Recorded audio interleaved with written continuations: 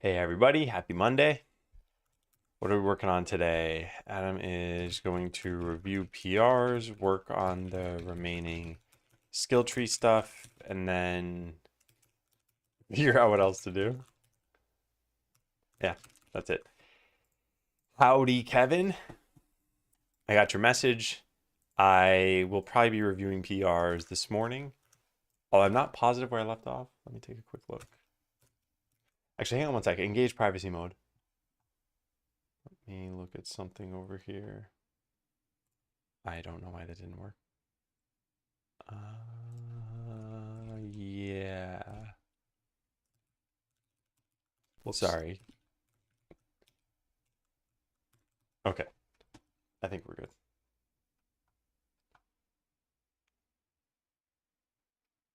Yeah. Okay, cool. Yeah. Hey, guest. Yeah, I don't have any outstanding work. I think I've submitted everything that I have to. But yeah, tenants, let's take a look at that. This should not take very long, especially now that we're down to two. Well, essentially two. So sustainability. I think this is still going well. I'm at an elevated amount of work time, but it's sustainable. And bricklaying, this is also going well.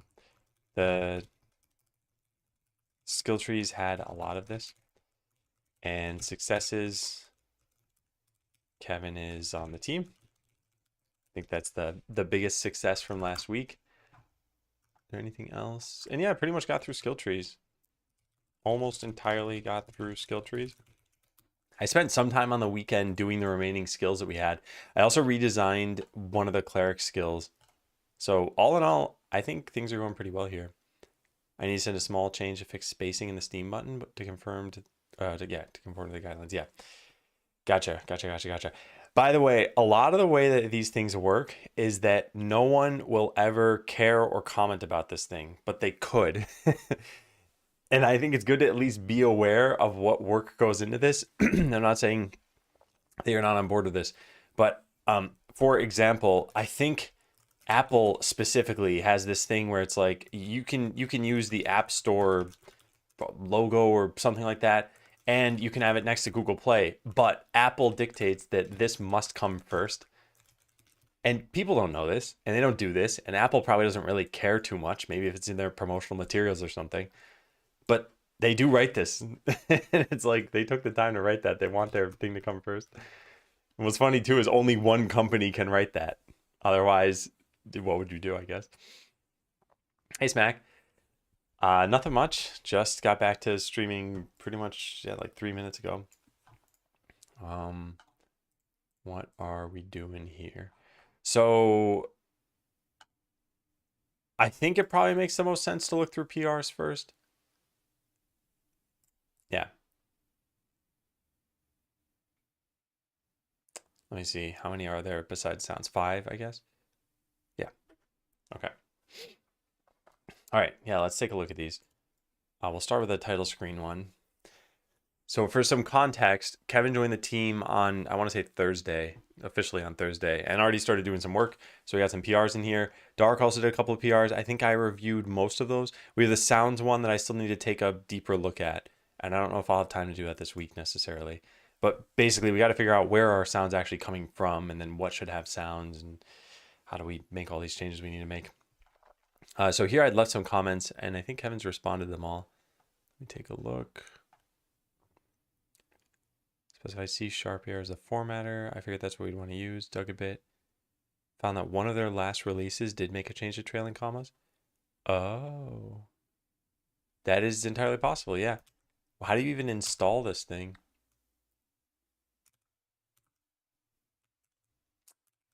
I don't know if I even have any notes on this.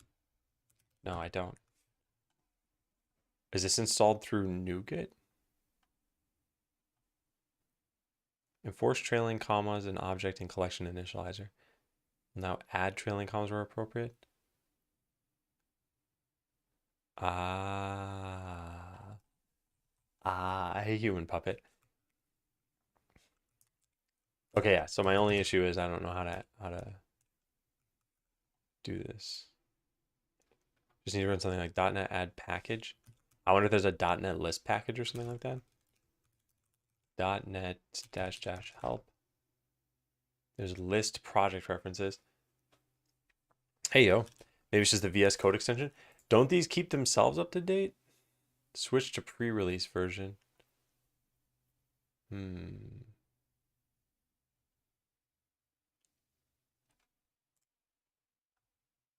I don't know either. Yeah, where does C# come from? Extensions. Oh. It doesn't have a sharp sign in the name. It's actually got the word sharp. Oh my God. Okay. Yeah, I should have realized that. All right, so then this is on 1.8.0 and they are up to, wait, this version number is 0.29.0. So this is the actual C# here, and then the extension must point to a particular version. Or no, I would expect that to be something you could configure. So maybe, yeah, here it is. It determines which version is needed to format a given file by looking for a .NET manifest file. If one is not found, it looks for a globally installed version. Okay, so I think we need a .NET manifest file. I think that's what's going on here. Can you edit GDScript in VS Code? Yeah, you can.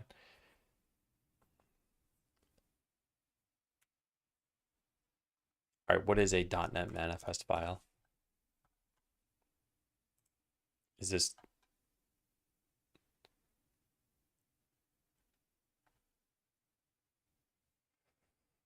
List of all files...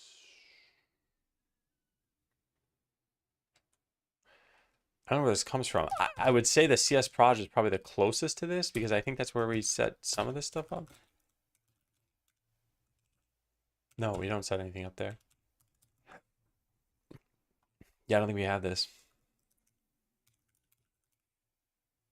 Create a manifest file by running the .NET new command. .NET new tool manifest? Huh. Yeah. They don't use new for, oh, yeah, they do. If you don't have a .config/.NET tools. Okay, I don't think we have that. It's supposed to be a dash. .config, no, we don't have a .config here at all. And I'm guessing we don't have it anywhere. No, we don't. And I think we'd want to put it in the root. Although I'm not positive on that. Do we install anything else here? I guess we could just try it. We also have this JSON file, but I'm guessing this is not. Let me make sure there's nothing private in here. Yeah, it's just the print width. Okay, so I think I need to do this. And do we do this alongside our solution file? I would guess so. Okay, so now we should have a .config/.NET tools. Yes. .config/ Whoops. Well, nothing's in there. Oh, whoops, no, sorry. I'm typing the wrong thing. .NET tools, there it is. Cat that. Let me just make sure nothing's funky here. Yeah, no, nothing's funky. Okay, so then we have tools inside that, and now we're supposed to be able to say what version this is. They don't tell you how to write this in here. Which version is needed by looking for a .NET manifest file? Yeah, but what's in it?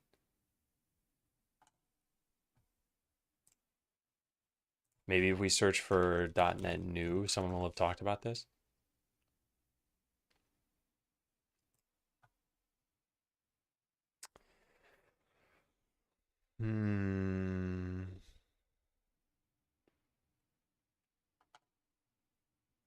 Maybe someone talks about it in here. .NET tool install. Oh, I see. By running the install thing here, it's going to pick a version and store it in that file. That's probably it. Here's an example, I think.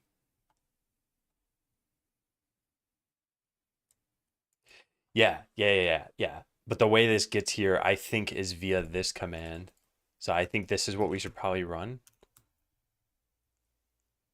But where's it coming from now? It comes from the extension. Is that in the README? C# here. Oh, it isn't. Huh, interesting. All right, I wonder how you're supposed to get this then once it's in this manifest. So we probably need to update the README here. Let me try installing this. You can invoke this tool, blah, blah, blah, version 29.2. And this one that Kevin linked to was, I think, 29.0. Yeah, that was August 17th. So there are actually new changes since then. And now this thing is going to have 29.2 in there. Yeah. All right. So if I were to go save that file that we were talking about, what file is this? Title screen.tscn. Title screen. Wait, not tscn. It's game saver. If I save this file now, they go away. No, I may need to reload.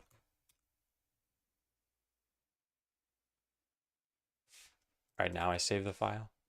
I'm waiting for the syntax highlighting to kick in. Why is it not kicking in? There it goes. Still no. Oh, there it goes. Yeah. All right. All right, cool. This is a good thing to have realized. So I am happy with this. I do want to figure out how we're supposed to get this installed. What installs everything from this file, I wonder? What installs everything from the .NET manifest file? And do we check that in? .NET tool restore? Typically install a local tool in the root directory. Did this change something? .NET tools.json. Isn't that .config, which makes me think we shouldn't check this in. Hey, Darkstorm.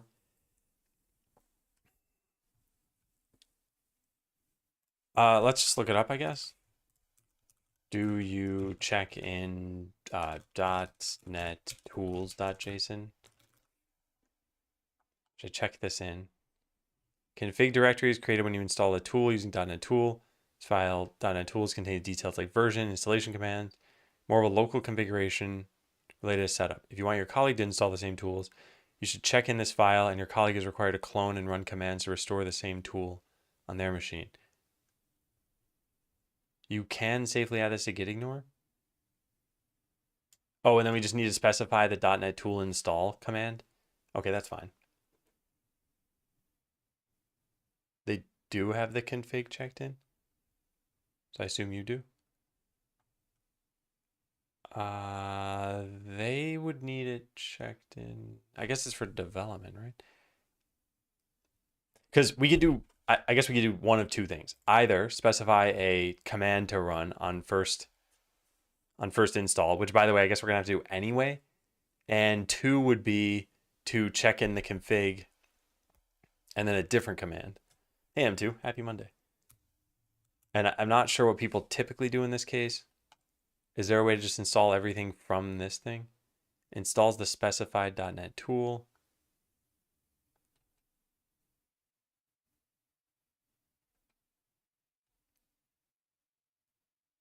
Huh.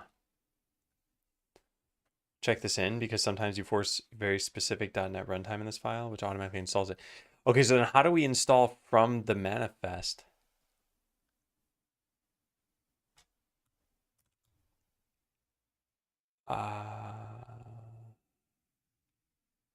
Because I need to, yeah, I need to check this in and then modify our README, and I'm not sure what README to use. .NET install from manifest file. It's probably this command, but they didn't have anything listed here that made it sound like you could just pass in the manifest file and have it work. -- tool manifest. Maybe it is just install, create manifest if needed. Update the tool on local manifest, path the manifest file.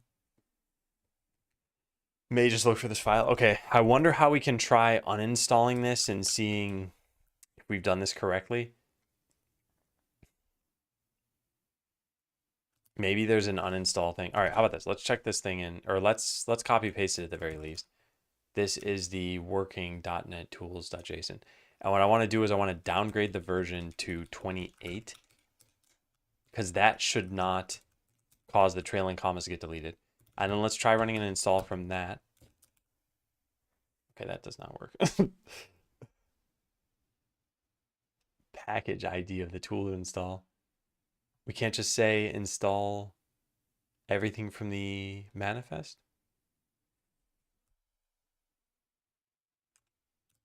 Maybe there's a help for this. Update, list, run, search, restore. Restore. It's that one. .NET tool restore. Ah. Okay.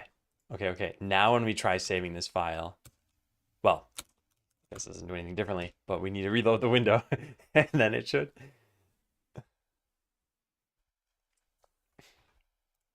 Commands at the bottom. I'm guessing restore was one of those commands. Yeah. Okay, well, this is convenient enough to do. And I'm very glad Kevin figured this out because otherwise we would have probably never known about this. Why is syntax highlighting not actually working? There it goes. All right, so if I put a comma here and save, it shouldn't delete it. Good. It didn't. So then we've got this all working. Now I just need to go change this back to what it was, which is that. I run tool restore again. I reload this window again. And then when I save this file, yep, it deleted the comma. Cool. So then we need to modify the README with that step.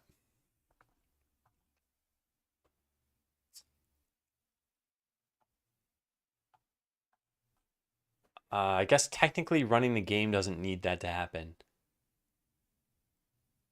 But I guess development needs that.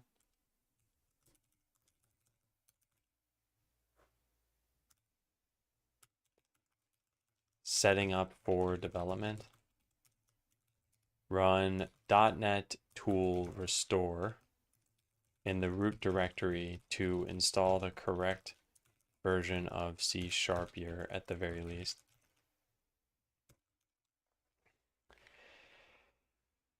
What was used before GitHub or GitLab online tools became available? So there are two things that I would say that a site like GitHub does. One is store the code and the other is provide a nice interface for common dev operations, I guess I would say. And right now it provides interface for practically everything. You can even write code in GitHub, but originally it didn't do that. And storing the code, you would just have like a network share somewhere. Funky Monkey, thanks for the resub. And you would still maybe use Git, maybe you'd use any of the other things, RCS, Mercurial, Perforce. There were a bunch of different source control pieces of software out there. But then, yeah, as far as providing a nice interface, I think there would just be some like custom or just nothing. Some custom piece of software. Maybe people just didn't do this and they use their own things. Swear only just survived. Yeah, every once in a while that happens, but welcome back and thank you. I think this is now good. Yeah, I think this is good. Now, I just picked a random version, which is maybe not smart. Version history. I want to see what else changed. I mean, I doubt anything super significant changed. Comments don't follow tab indent style. Converting any tabs. Okay, I don't think that's going to matter. Now supported. Sure. What's this? Support custom extensions? Yeah, sure. What's this one? Sorting of usings with underscore differs. Okay, we don't have that as an issue. Our command will not exit with an error code of 1 if one of the target files cannot be compiled. Trailing commas. I don't know what version we were on. I guess we need to look into that to figure out how many of these I'm looking into. Support for formatting custom file extensions. Blank, switching not could break consistently with other lambdas. Yeah. I think a lot of these are probably sort of uncommonly written bits of code. This was from April, so I'm guessing the extension uses this one. But even then, there's not a whole lot there. Okay. Well, I'm happy with this. So we want to check in this, and then not the change to game saver. That's something Kevin's change will do, I guess. Okay, so use or like set the version of C# you're used. Okay, it was evident in 341, I think. Is that right? No, 340. That we needed to choose which version of C# here is used by Skeleseller, because if we don't, then the globally installed version will be used. Yeah, which could result in different formatting on different dev machines. .NET tool list -G. This should tell me, yeah, we were on 26.7. What was the one I just looked at from April?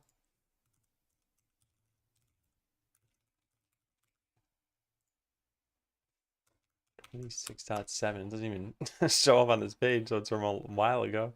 Oh wait, no, maybe. No, they go from 28 down to. Oh, they have a version 1 out? I guess just for Rider. 27.3. 26.7 was almost a year ago. Wow. Well, then a lot has changed.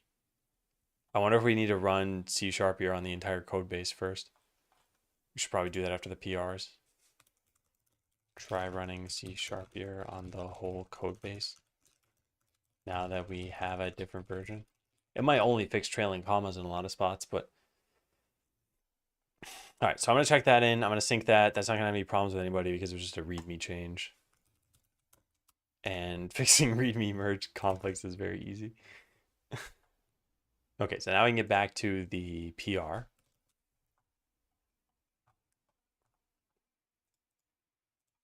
Okay, so Grapevine, I just committed this to make sure we're all using the same version. Dark, make sure to run whatever that command was, .NET Tool Restore.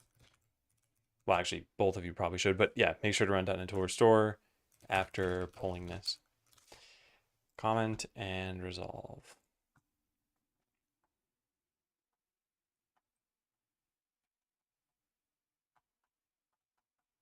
Okay. So let's see here. Title screen. This is outdated, so now I need to look at the new one. I guess let's just go to Files Changed and type in changes since last review. All right, so the logo changed.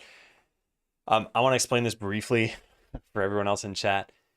If you ever use a logo in your product, there are probably logo usage guidelines if the company is big enough. So for example, Microsoft, Steam, Nintendo, those are all going to care. Companies that might not care are companies with 2 employees who don't have a logo guidelines page. But yeah, it turns out you're not supposed to use this icon for games. You're supposed to use this for hardware and devices. You're supposed to use this logo for games. And then there are certain rules about the spacing and the colors and everything else. And a lot of companies actually really care about this stuff. If you look at Twitch logo usage guidelines, they say things like, don't transform the logo, don't change the colors of it or something. They've got a whole thing. Yeah, social media icon page 404.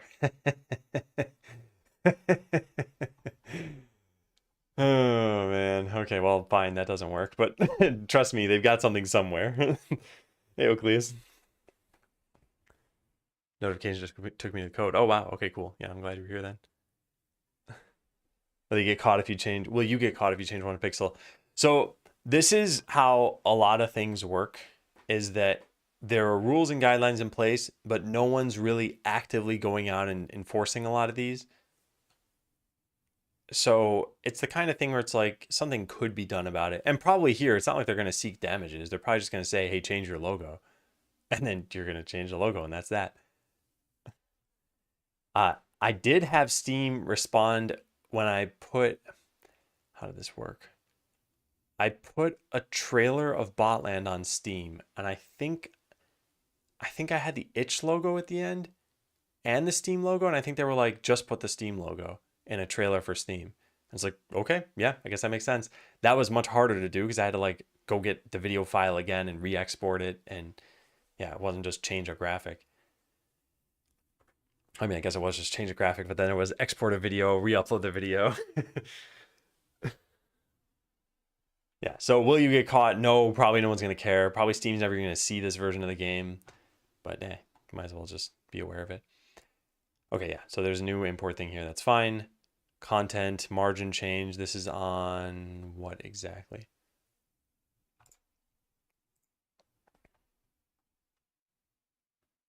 This is on a style box. But it's hard to tell where this style box is used. Let's check out the code. GHPR checkout 340. And then search for this. It's used in the Steam button. Yeah, that's fine. Okay. Yeah, Godot does this level of indirection here, which makes sense, but this button has a style box, then the style box has a margin, and if you're just looking at this block here, you don't know what this is a margin for. So you need to figure out what it's used for. All right, we now have the Steam logo SVG. I believe we should see a texture filter. Yeah, there it is. All right, custom minimum size. That's probably fine. Font size isn't needed on this anymore. Expand icon true. Proper texture filter. Yep, I'll take a look at that. This looks good. Has save file path. This got moved down. Perfect. This is good. There should be one other check for that. Here it is. Yep. Oh, and then this is deleted entirely. Okay, cool. All right, so now let's go try it out. I don't know how I just missed that. There we go. Why so many absolute values if there's no layout engine? A lot of these, there are anchors, but you still might want to position something a little bit off from an anchor. But this is all stuff done right in the editor. And the game itself has an output size of like 1920 by 1080, I think by default. So any pixel offsets are still going to be the same on everyone's screen, even if it renders at a different resolution. Because I think it'll all just get scaled properly, but I'm not actually positive on that. And now we allowed for changing the window size. What am I doing? I am doing this wrong. We need to go to main.cs and get rid of this. Scene to load, debug 2. Yeah.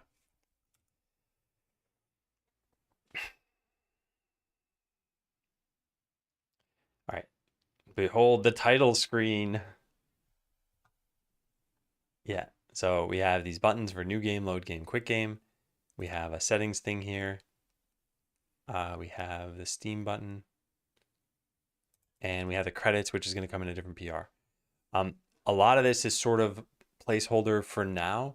We're probably going to need more buttons eventually. There's some other things, but I think for now this is pretty good. And the graphics scale according to how big you made the game window. And since we don't know which aspect ratio we're going to have, that's why we have to change some of this around. We might at some point in the future want to make like an even larger graphic where we just show kind of blank space. But yeah.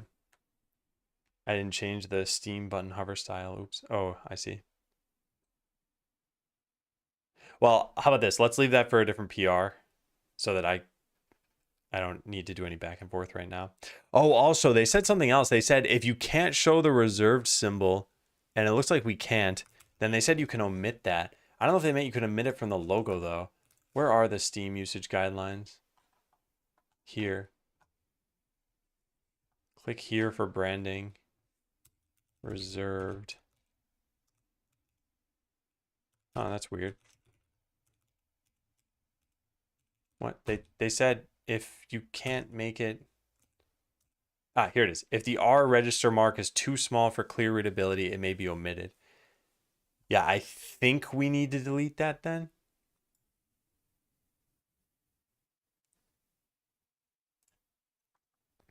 Because like on my screen, for example, it's like 2 pixels, right?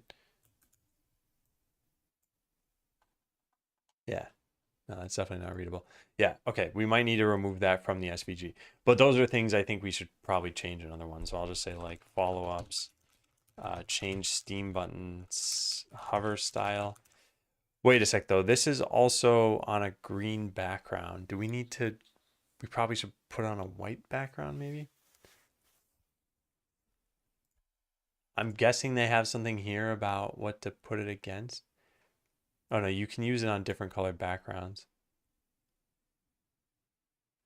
But still, I don't know if we should make it green.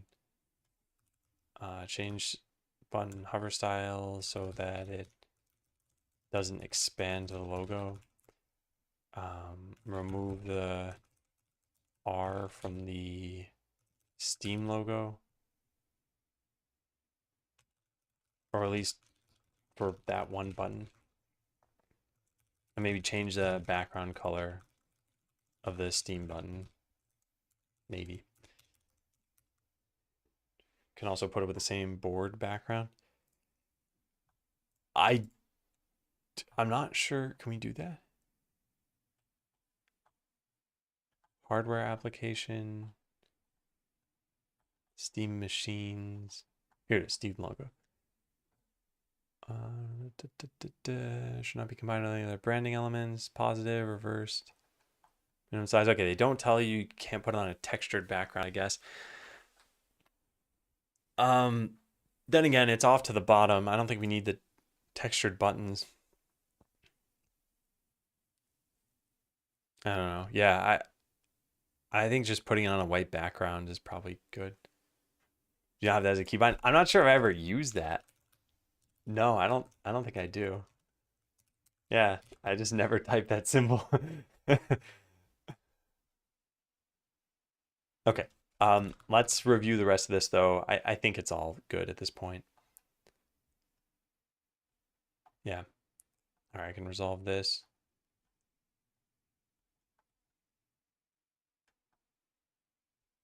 How do I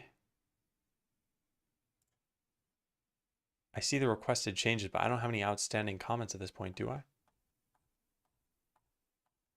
I guess if I just scroll down, I might see something. I guess if we search for Adam, I might see something.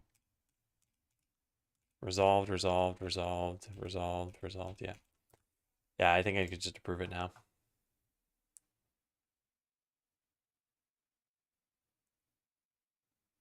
I don't know where to do that.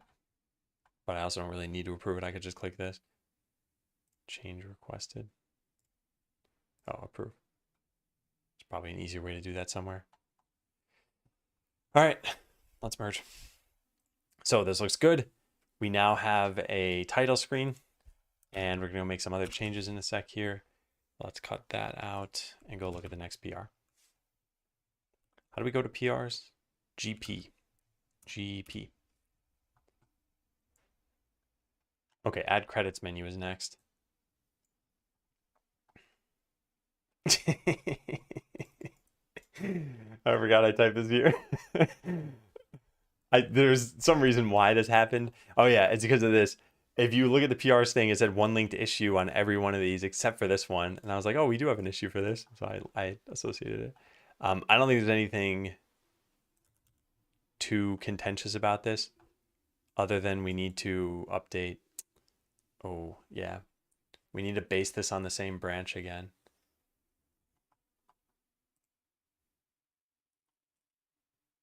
I might have you do this, Kevin, because I think this might be easier for you. Yeah. I think rebasing is a good idea here.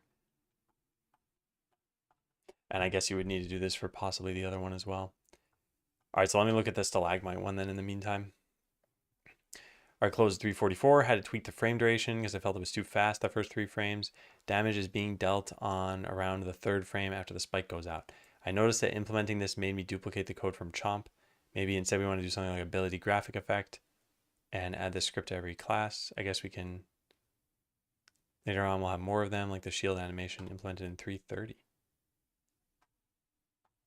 Oh, I see. Included, yeah. Naming collision with stalagmite. I had to rename it to stalagmite effect, but then it sounds like an effect. I don't really know what to do here. All right, well, let's take a look at the cool video.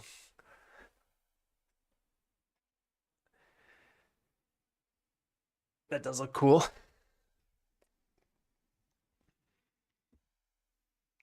I feel like there are some I feel like I'd want to change the animation slightly, but I think at least for now, this is definitely fine. Yeah. Think about ability, visual effect to communicate a little bit better. Sprite could also work, sprite animation. Yeah, I think either of those sounds good to me. So yeah, Chomp is very similar to this then. Let's take a look. That looks fine. Yeah, I don't think I want effect in here. Because we don't do this anywhere else, right? Chomp. Why was stalagmite a problem though? Because we could just call it stalagmite even though something else is also named stalagmite and then just know where we're pulling this from. Naming collision. Maybe it's in the same namespace as something that already has the name stalagmite. All right, I'll have to take a look at that too. Okay, so stalagmite, figure out the naming collision and what we want the new name to be. And figure out the similarities with Chomp. There actually should be practically no code for this, right? Other than this. Yeah. Chomp is not an ability, stalagmite is. So it is in the same namespace, I guess.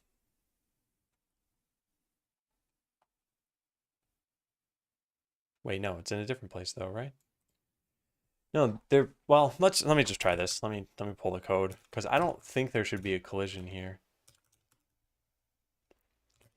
So if I went into stalagmite effect and I just named this stalagmite, and then we got rid of the other one.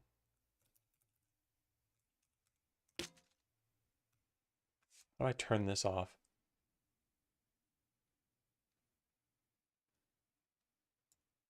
There. All right, then we rename this to stalagmite. Does that cause any issues? This needs to just be stalagmite.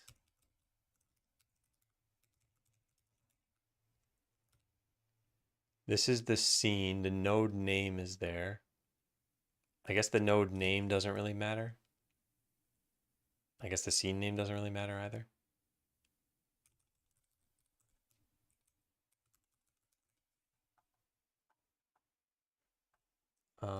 I think we just need to do this.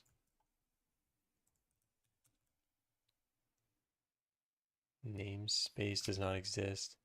Oh, what am I doing? I meant to do this here.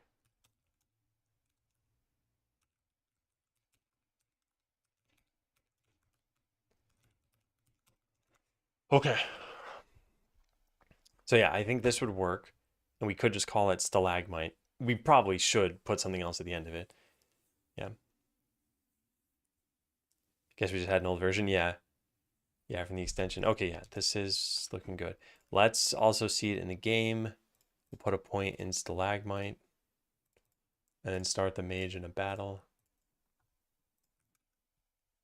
I know we already saw the video.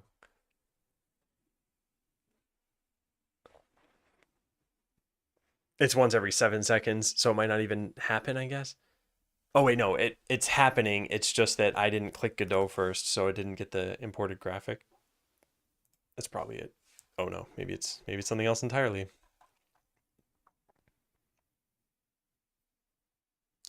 Stalagmite.use object reference not set to an instance of an object.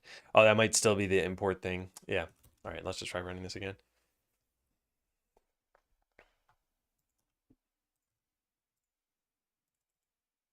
All right, there you go, mage. Get your skill.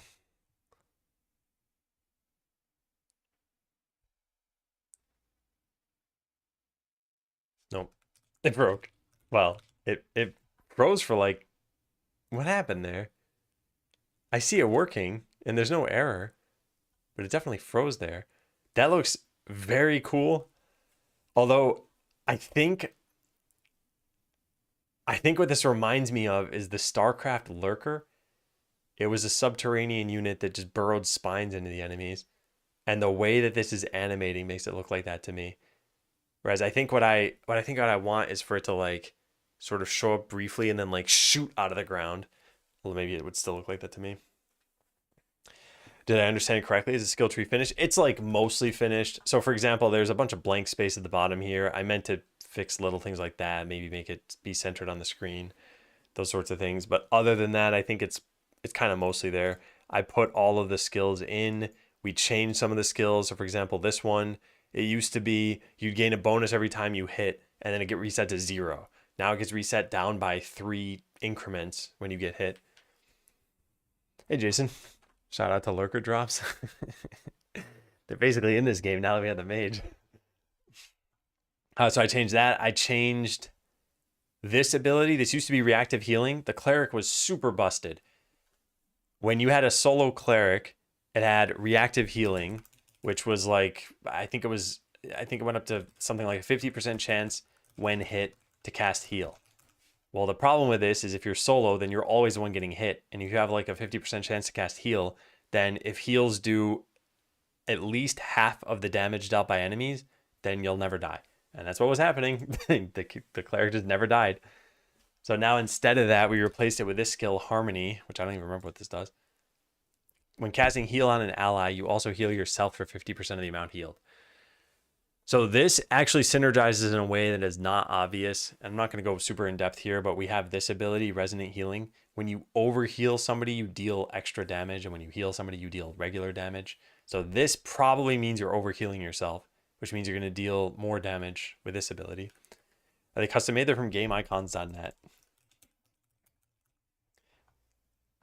Think I'd rather rename the class than using a different name. Oh yeah, I agree. I just wanted to see what the conflict was, because I was thinking that there shouldn't be a conflict unless they're in the same namespace, and they're not. But yes, I want to rename it to something else, so we're going to do that. Let's revert all of this stuff. Discard all 4 files. And then close out of all the files that we have. And I think there was a suggestion in here that I liked.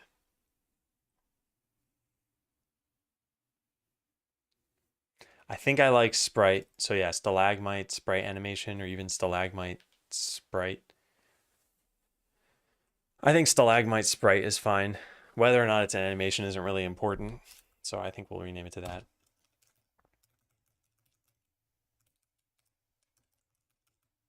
Sprite. Okay, now replace this with sprite. Oh wait, we can't do that yet. In fact, I shouldn't have done that even the way I just did that. Stalagmite effect still exists, so we need to rename it here. And then delete this file. There.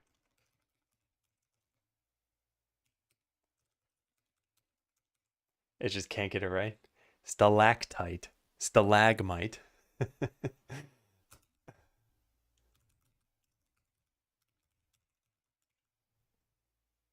Now this had a node name in here. I guess we want this to match the other one, so we can just call this sprite. And I mean, it is a sprite, so I think it's fine. The lagmite. All right, now for the scene, we're also going to call it sprite, which means we need to go, we need to save this as sprite and then delete the other one. Okay, so that should all work. If we were to just rerun this now, it should look the same way it did. So this is just a renaming.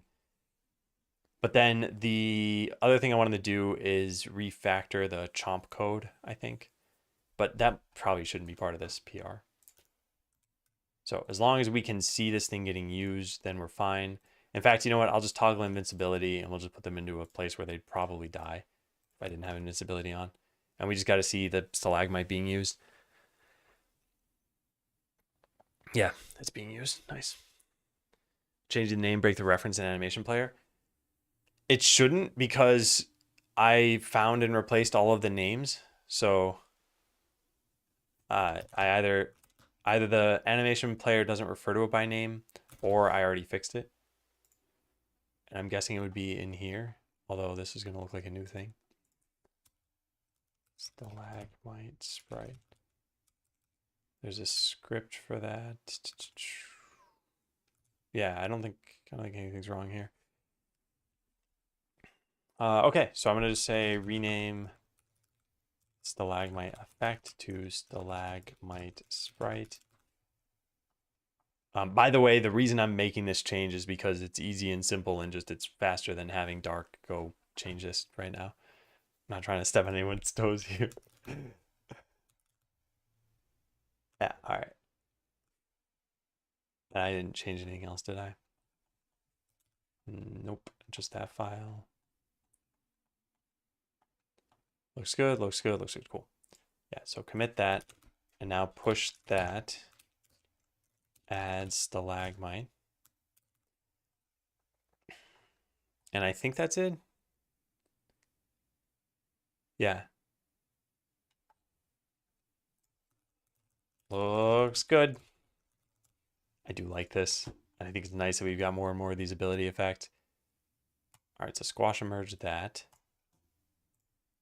So this has been done. Figure out these stalagmite simulators of chomp. All right, that one's finished. What else? What else? What else? Oh, this was updated 1 minute ago. So we can go check this out now. All right. GHPR checkout 341. This is the credits scene or credits dialogue, which probably no one ever really even clicks in games, but we need it. I also would want it even if we didn't need it, but it's just kind of sad. Nobody ever is probably going to click it. But here it is. And all these are links. What is this a link to? Wait a second. That's not opening. Is it supposed to?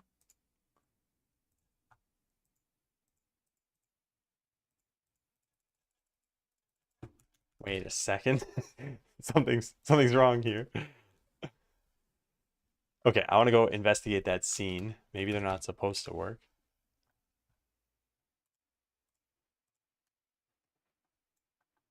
Name cell URL. Huh. Yeah, there are URLs and the hover over works, but it doesn't actually open the browser for some reason. I wonder if this is... Does it work for you, Kevin? GitHub Godot. Let's look at issues. Rich text label URL. Using URL breaks that. Potential error. Clickable URLs and asset library descriptions. No, that's different. Huh.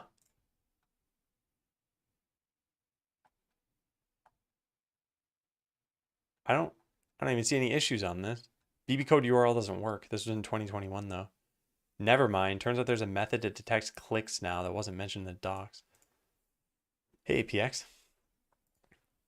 I wonder if we need to do something special for this.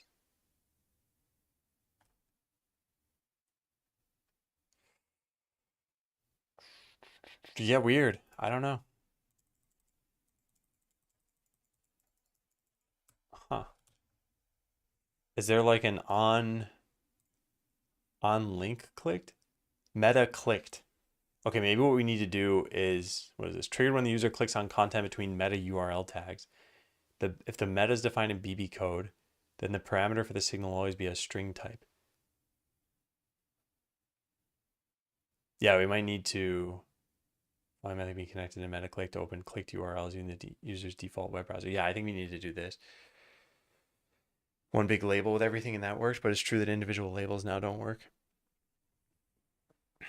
Yeah, I think we need to implement this. And I think this should be pretty easy because all of these can inherit from the same like label with URL. And then we just call whatever I did for the feedback form. There's a URL opener somewhere. There it is. Yeah. Yeah, just open URL, which spawns a process and does this thing. Yeah. So I think this should be a pretty simple change, Kevin. But I do think that's worth making. Other than that, let me review the rest of the PR. I think it all should be pretty straightforward and fine. Working on an inventory system for the Unity asset store, and I'm looking for an item icon pack. Anyone know where I can find one? I don't. I usually just look at itch for this stuff. Like, whoops. Just go to game assets and maybe type in something like icon and see if you find something that you like. You said Witcher and Diablo universe.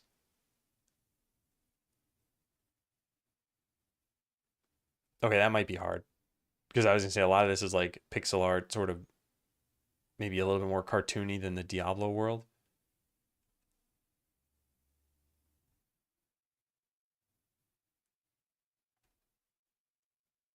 Yeah, the Diablo graphics, at least, they have a very specific style. Diablo, like at least Diablo 2, if you look at these, they're all so distinct that unless you had that style, I don't think it would look like it fits. I mean, you could get the texture of the button in the background, but still, even the icon is like they're all just white, and yeah, they just have a certain style to them. Hey, Mystical Cell, you heading out soon, or are you here to stay?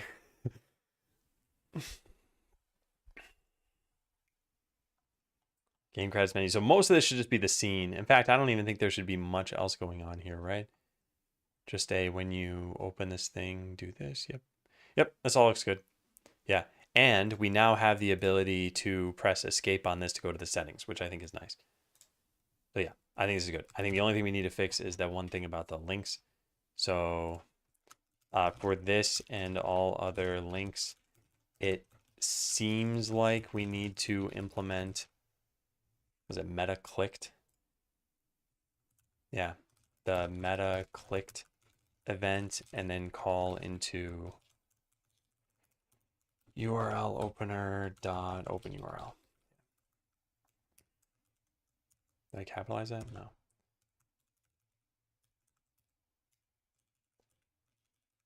Since currently the links do nothing. Yeah. Okay, cool. Add single comment. Here to stay. Gave my shift to one of my coworkers and needed some hours. Also tired. Oh man, I'm sorry you're tired. Is your manager doing better? Are you up to date on their health? I do think this all looks very nice. It's nice having a title screen. It's nice having the credits thing here. And like I said, I would obviously put in credits no matter what. I want people to get credited, but it is now a necessity because of the attribution rules of the CC BY3 license. And I would have done this anyway, but yeah, it'd be good to have that. All right, I think I'm gonna just, how do we, whatever, I'm just gonna leave that like that. All right, if you have anything else, is this based on 341? This depends on 340. It shouldn't be too bad. Makes a few UI changes to the in-game menu, relocates back to game to the top, adds spacing between the logical sections, reduces the font size. Yep. Makes all buttons have consistent capitalization, fixes some tooltips. Cool. The thing I am interested in, because this is all just one scene being changed, is what are the tooltip changes? I mean, I'm interested in everything, but return to the game, open the settings menu, save your game, load a saved game, wishlist the game on Steam to get notified when it's released. Okay, return to title screen, quit the game. Yeah, cool. Okay, and then everything else here, yeah, probably should be fine. Let's just check it out. I don't have any changes. Okie dokie. Hey, Mr. Gamer, thank you. All right, so here are the changes. Back to game is now clearly separated at the top here.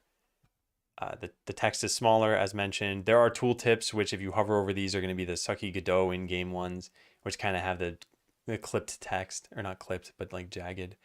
But that's, we'd have to write custom tooltips for all this stuff to not have that happen. Return to title. And there was a quick game in there too. It's all looking good. All looking good. All right, so this I think we can just merge without any. Looks good.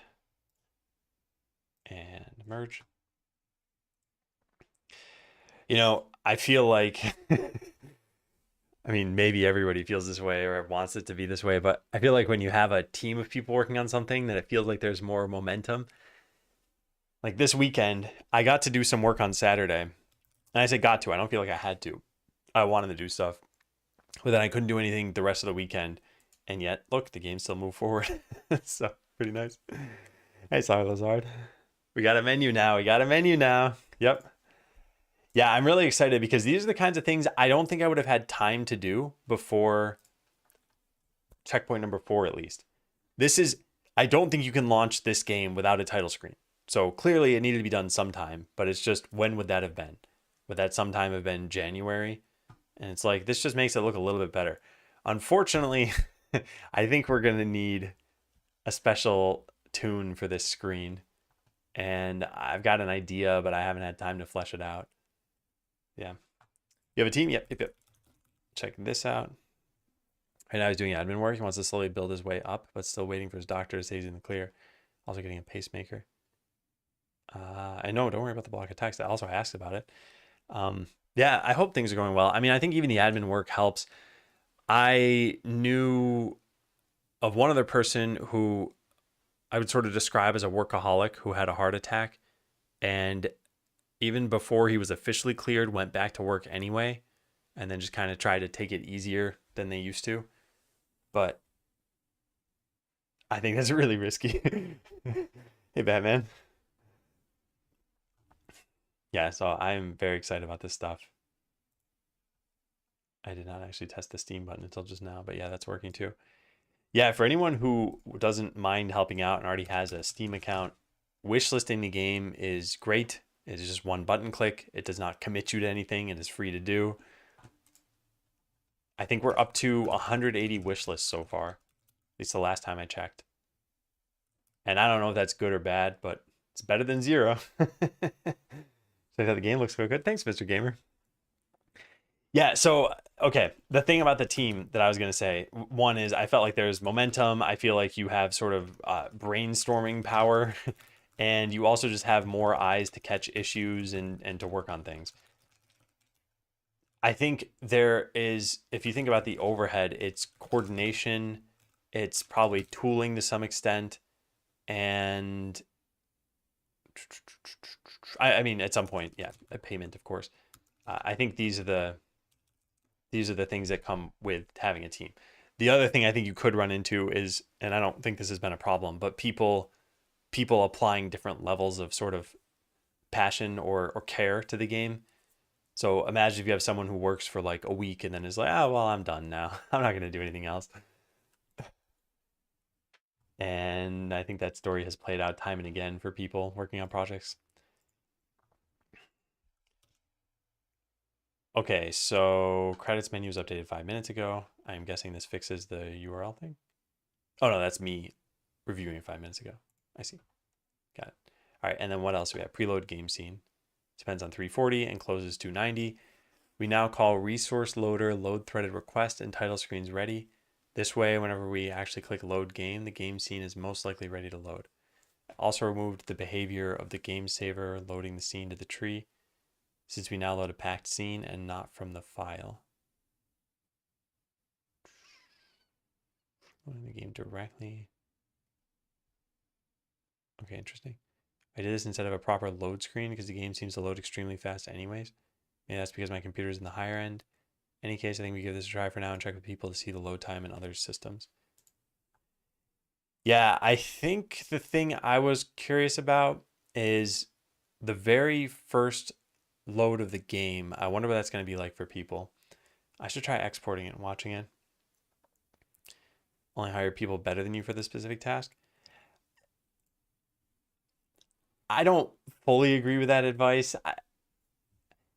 I feel like there are a couple reasons why you'd want to hire someone. Either they have a skill you don't, or you don't have all the time to apply your skills.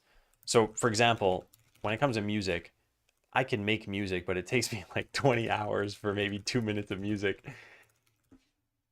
And if I wanted to make, I don't, but let's say I wanted to make 60 minutes of music, I don't have that kind of time. So I'd probably need to hire someone.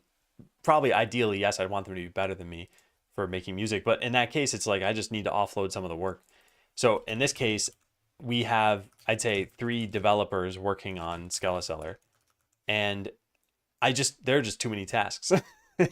So I think we have space for junior developers, senior developers. At this point, I'd say we're pretty much full, but yeah, I don't think they necessarily have to be better than you. Also, I think most healthy teams, once they get large enough, will have a good range of skill levels on the team. Him doing admin work is a big help. Doctor said that was okay. If he does any other work, I'd have to tell him to leave at the day. I think that's good. I think it's really good. Also, I think just getting back to a structure, especially something for admin work where it's like, okay, you're not really stressing a ton. You're not doing a lot of physical labor for it. I think that's all healthy for everybody.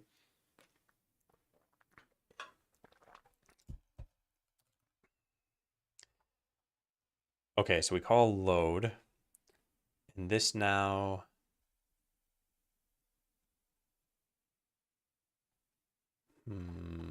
All right, something strikes me here, and I might be just thinking about this wrong, but I want to try loading the game from inside the game. And probably it's working, and then I'll look through the rest of the code. I did not actually finish looking through it. Yeah, as long as this isn't causing any issues, I think we're good. Yeah. Wait, what? That last time it didn't zoom in on the right thing. Weird. Huh. This is probably a race condition that is unrelated to this change, but I hit load game 3 times. Yeah, that second time, it's not showing the camera on the right spot. It should show it over here. But sometimes it loads and shows it over here. So I think that's probably an unrelated bug.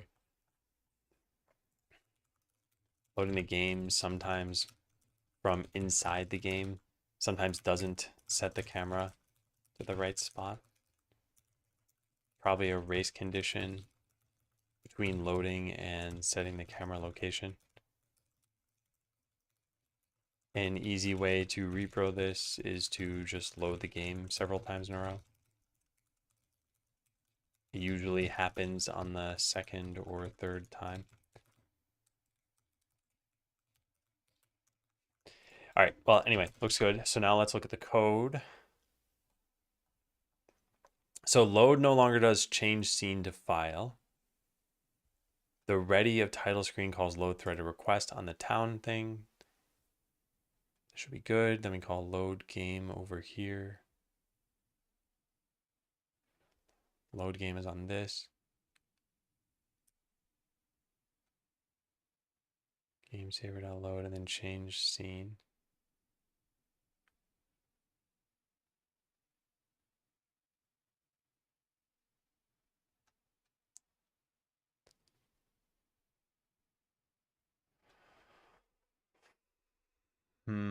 I see. So we call reload current scene now. That's the part. And that was what was mentioned in the conversation thing. Interesting. Yeah, I think it should be fine. There's only one thing that strikes me as slightly unusual about this, and that's that the title screen doesn't have a using for resource loader.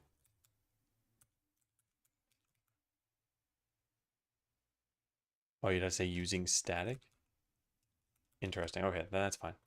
Oh, it's inside Godot already. It just happens to be a static class. Yes, that's why. Got it. That's okay. Yep, totally cool. All right, yeah. I think we can just merge this as is.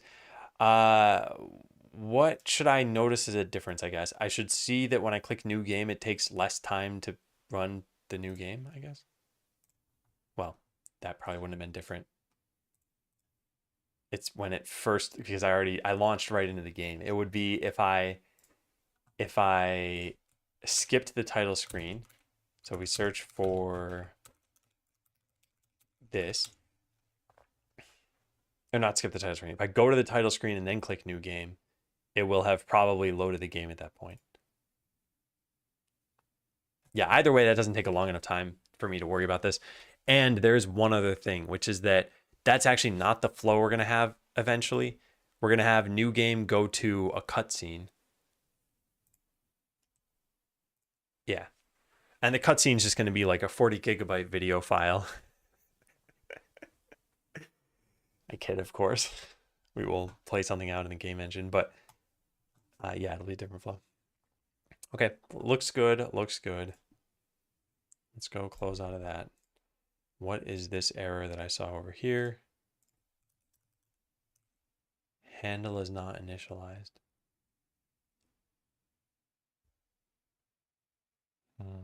This is probably why we're seeing the load issue happen. I'm guessing the two are related.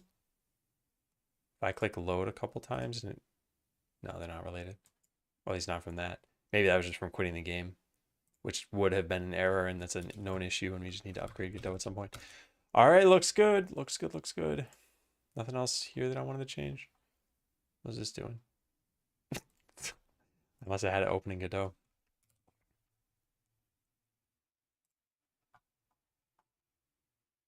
Okay, yeah, let's merge that. I want to ask Hideo about that. Oh, I also wanted to export the game and see how that works. Let's close out of this. Is there any other thing here? No, yeah, okay. So let's pull main. And let's export this. Export. Should I save the old version, the checkpoint 2 version? I don't even know if that is checkpoint 2 anymore, but I kind of want to save it. Game out. When was this made? September 27th at 8:49. I think that was the day that I launched checkpoint 3. I meant to say that whole time. September 27th. Yeah, it is. Okay, so we're going to save this as Skeleseller checkpoint 3. And that way I can make a new one of these. So we're just going to export this one. And now we wait.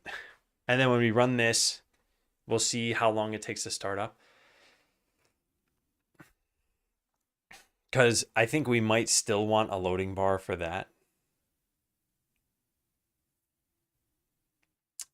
I guess it depends on how long it takes to get past the splash screen. And Godot has some loading it needs to do. So let's open this and pay very close attention to how long this takes.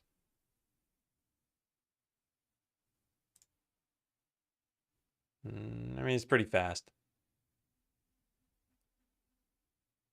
Yeah.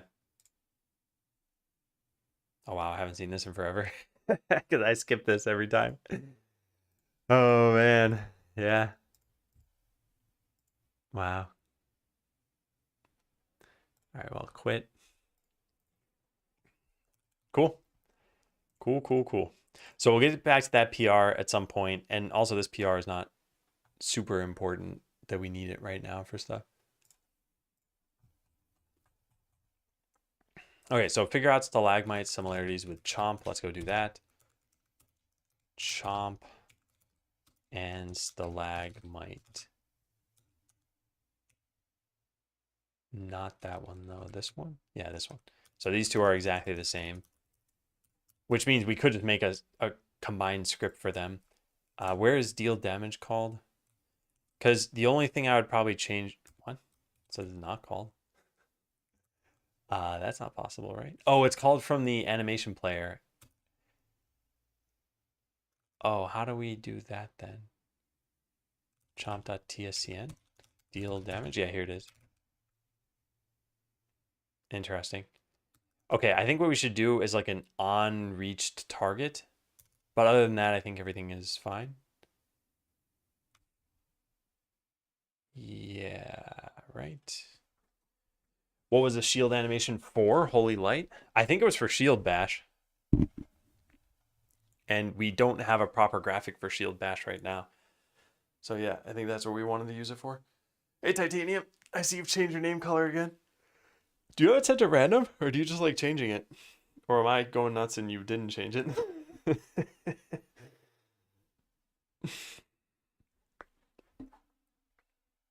Hey, Nelixis.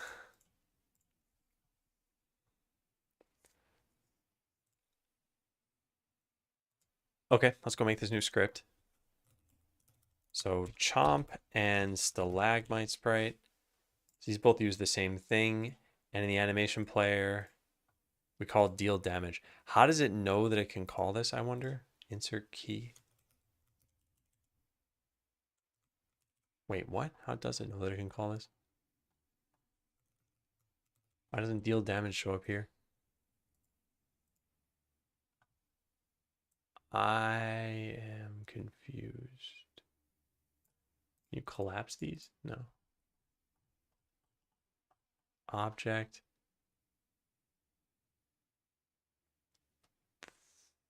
That's weird. Yeah, that's weird.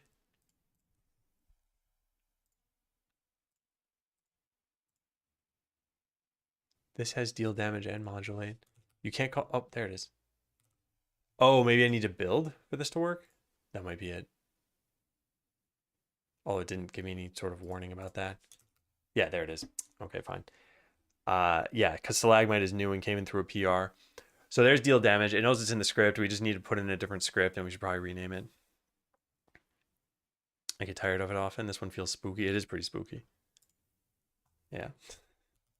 Spooky and delicious. What do I want to call this? I think Dark had a name idea. Let's look at that. Ability graphic effect. I think I want animation to be in the name. Hey, Visitronic, it's going really well. Ability animation.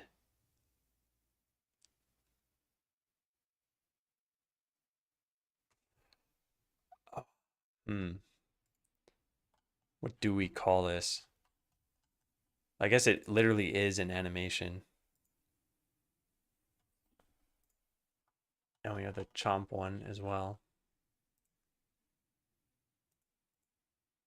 It's not animating this thing, but there's the animation for that.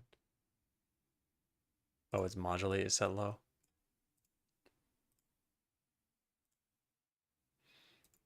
Ability animation. Yeah, I think ability animation is, yeah, I think it's fine.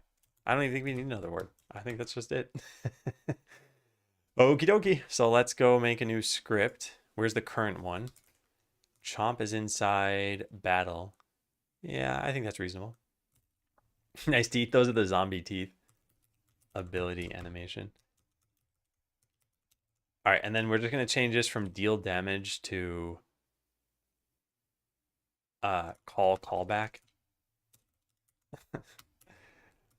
All right, yeah. And then we go replace the scripts and hope that everything just works fine. Actually, you know what would be better is, oops, what? What did I just do? Chomp.tsn. If we change the scene file, then we can just rename the script, right? Yeah, there's the script. We just call this ability animation and we should be good. And then same thing in what's the other one? Stalagmite TSCN. Yeah, this.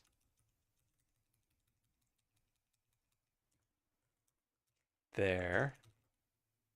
Everything else should work exactly the same, such that we can now go delete the other two files in here, Chomp and Stalagmite.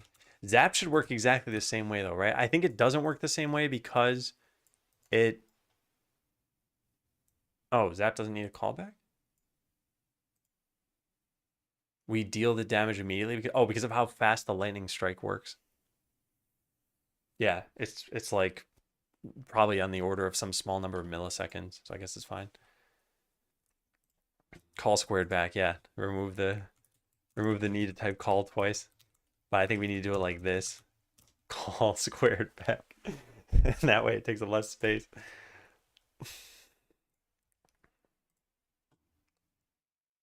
All right, so as long as we're good here. Name chomp could not be found. What is trying to use that?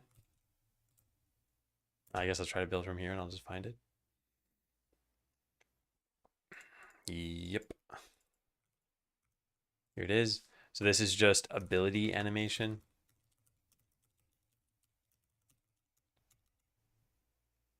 Looks good. And then same thing for chomp. Chomp chomp equals chomp.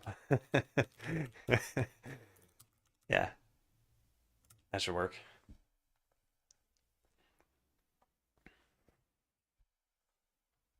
All right, so now we got to put a witch doctor into the battle and a mage with stalagmite into a battle. And as long as they both still work, then we're good. Let's put this over here and this over here. Toggle invincibility. I'm not going to zoom in here. Do we see the bite graphic working? Yes. And do we see stalagmite working? This one I will zoom in on.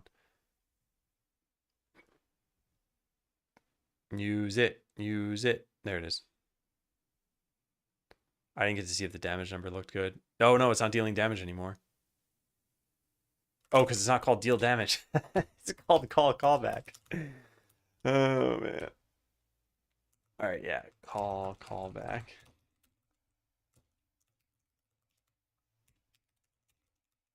Well, it's a good thing we tested that, because of course the looks are going to be fine. There are no other deal damage ones, right? Yeah. No.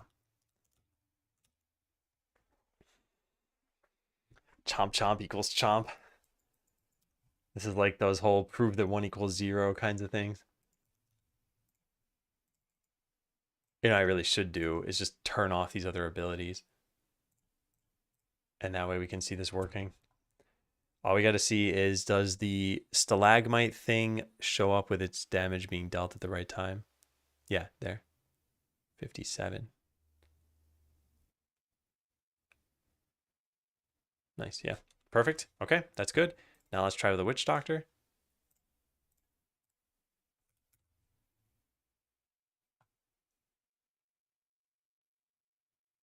I can't see any bites. There they are.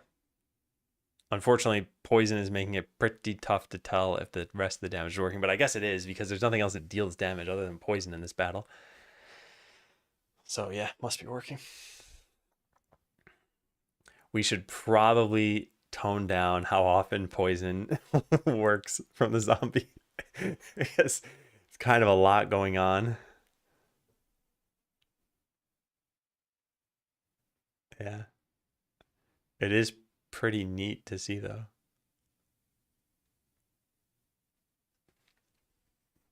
And my zombies being invincible, they're just taking 0 all the time. We have a team of 8 of them. Okay, well, looks good. Let's check that in.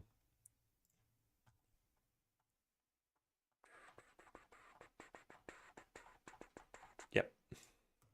All right, so refactor common code into ability animation. Cool. All right, so that's done. These things I'll do some other time, I guess. And then this I wanted to do right now, which I don't even know how to do.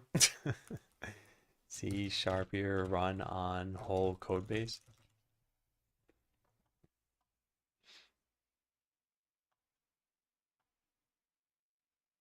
Maybe this will tell us. Here, format like this. Yeah, let's just type it out.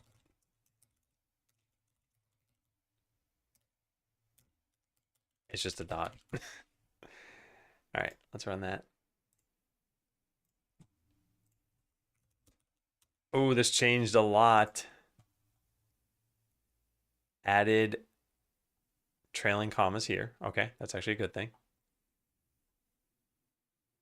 That is also a trailing comma. Trailing comma. Deleting trailing commas. Change the spacing of this. I wonder if this fixes that issue where when you try to cast and we have to cast at the end of a line that it complains at us.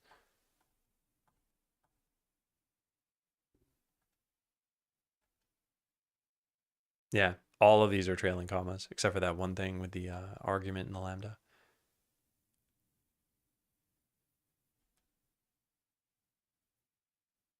Yeah. I still need to look through them, but we're almost done.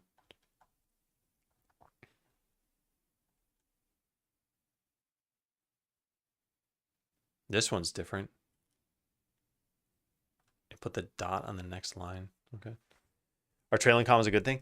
Trailing commas are generally a good thing. Imagine you have a list like this.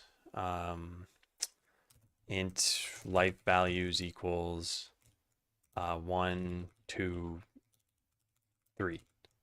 So you've got this code, right? Pretty straightforward. It's just an array. You could have defined this all in one line. But if you don't have a trailing comma, now think of what happens when you add in a new one. What happens is you actually modified an existing line just to add a comma so that the new line you added could exist. If you had trailing commas to begin with, then the only line that would be changed if you added the number 4 would be the new line that you added. So basically it allows you to duplicate a line that you already have, add a new one. It doesn't poison your diff by changing a line before it. It's very minor either way. It doesn't really make any difference, but it's just slightly cleaner, that's all. Can you check what happens on the empty methods if you save the file and run .NET format? Yeah, sure. Intentionally empty battle mod. All right, let's take a look at that. .NET format. Can't set it up as your default linter. It's been a couple of years. You can, yeah. I just needed to run it on the whole project, and we just upgraded it. So now any files I were to manually save, they would have it run automatically, but I wanted to run it on all of the files. All right, what did it used to do, Dark? Oh wait, am I supposed to save the file now?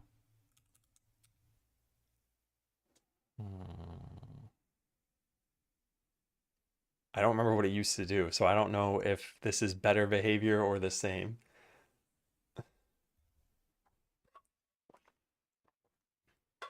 I guess I could just downgrade and see. Hey, unknown.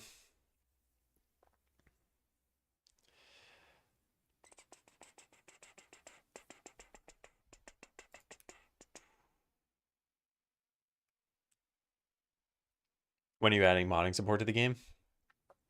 What was the thing we were talking about the other day? The thing that replaced equipment? I don't think it was modding. Was it? I know it's a kappa. Yeah. But I'm trying to remember what the last joke was. All right, well, I don't remember what used to happen here, and I don't really want to downgrade this, but I think we'll just look into this eventually. Figure out if we still need the, you know what? Fine, I'll just do this now. The pet snake, that's right. Ah, darn it. You almost shouldn't have reminded me. Hey, Pengu, is there any good resources to learn .NET? Almost certainly. It's always kind of hard for me to answer this because I think what people want is like an up-to-date way of learning all the current, idiosyncrasies of .NET. And the problem is that I learned it so long ago that even if I had a link to those resources, they probably wouldn't be good anymore. I would suggest just searching for like .NET tutorial or something. Microsoft probably has, yeah, they have an entire site devoted to learning .NET. I imagine this is pretty good. I haven't used this myself, but it has everything I would expect out of a site like this. First of all, it's a site devoted to .NET and specifically learning .NET. It's got videos, it's got what looks like, yeah, tutorials, documentation, maybe some blog posts or something. So if this doesn't help, I would say maybe you'll need to dig into something else, but I'd be pretty surprised if this doesn't help. So yeah, check that out. What do we do? How do we get this thing to install the other version? Something in config, this thing. We go back to like 26 dot, what were we on? 3? I don't remember. VS Code. Here it is. What version do they use? 26.7. Yeah, maybe that was it.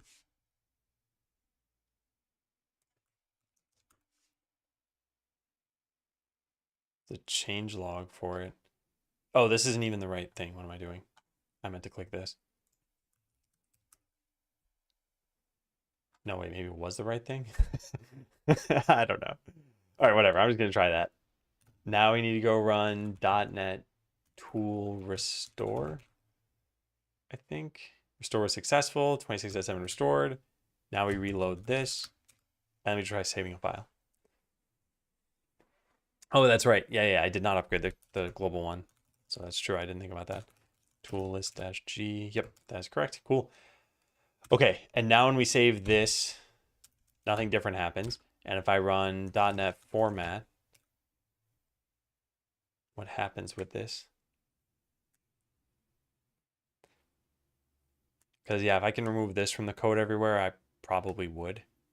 I think it's just a tax we have to pay. All right, what did it do?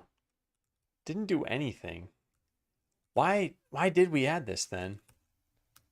We used to have this method intentionally left blank. Maybe it was for blank classes?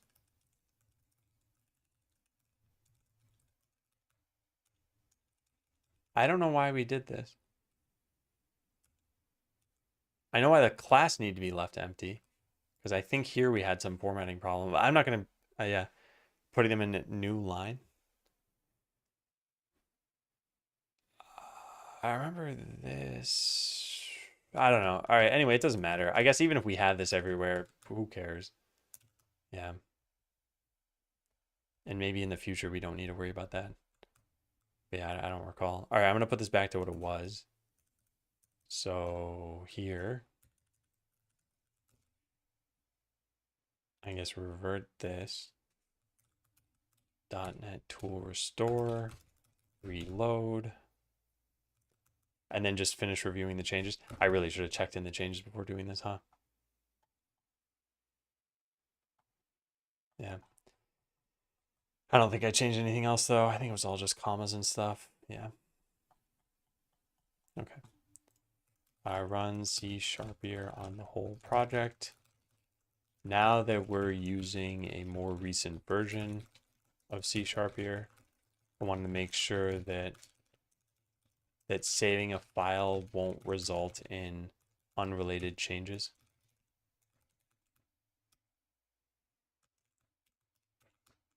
Let's push that.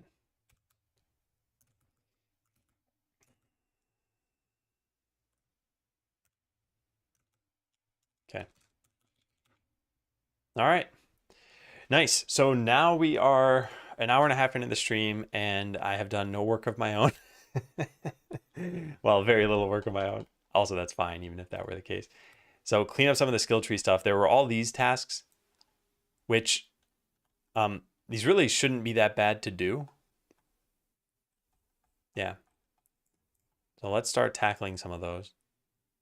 So need to give some skills a baseline percentage. Crush does nothing special without getting skill points. Maybe we make Rage and Disorient and have a small chance even with no skill points. That's just one example. There are probably lots of the skills that would be boring or lame. Heal probably isn't lame. Okay, well then let's go take a look at all the skills. Because all I know is that Crush is one of the boring skills without skill points. I don't want there to be, well, I want there to be upgrades when you put skill points in, but I want them to be kind of worthless without having skill points. So let's take a look at the Rogue. What do they have? Quick Strike, Cloak of Shadows. Cloak of Shadows still does something. Yeah, I think the Rogue is fine. So we lower the cooldown, increase the duration. All the new skills are probably fine. That's fine. That's fine. That's fine. That's fine. Yeah. Okay, I think the Rogue is fine. Now look at the Mage. The Mage does damage with these skills. I'm not actually super convinced that Burn is worthwhile to get, but at least it could be rebalanced so that it is worthwhile. Hey, Vafi.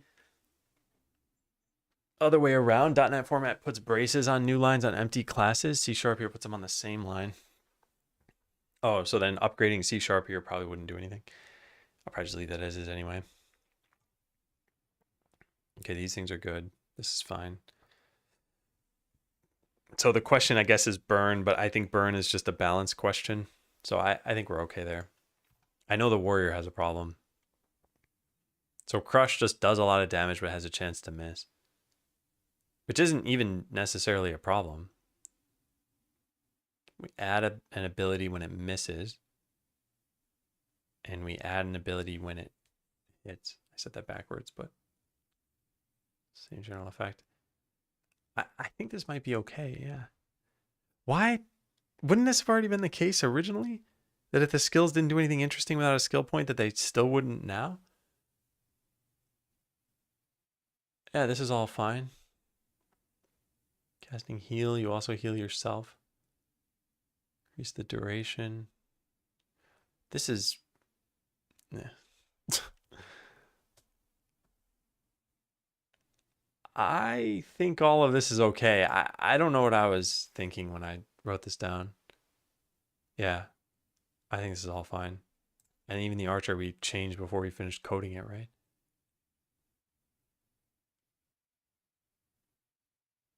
Yeah. So look, so far so good. I'm just refreshing my memory on these things. I think we don't have any work to do here.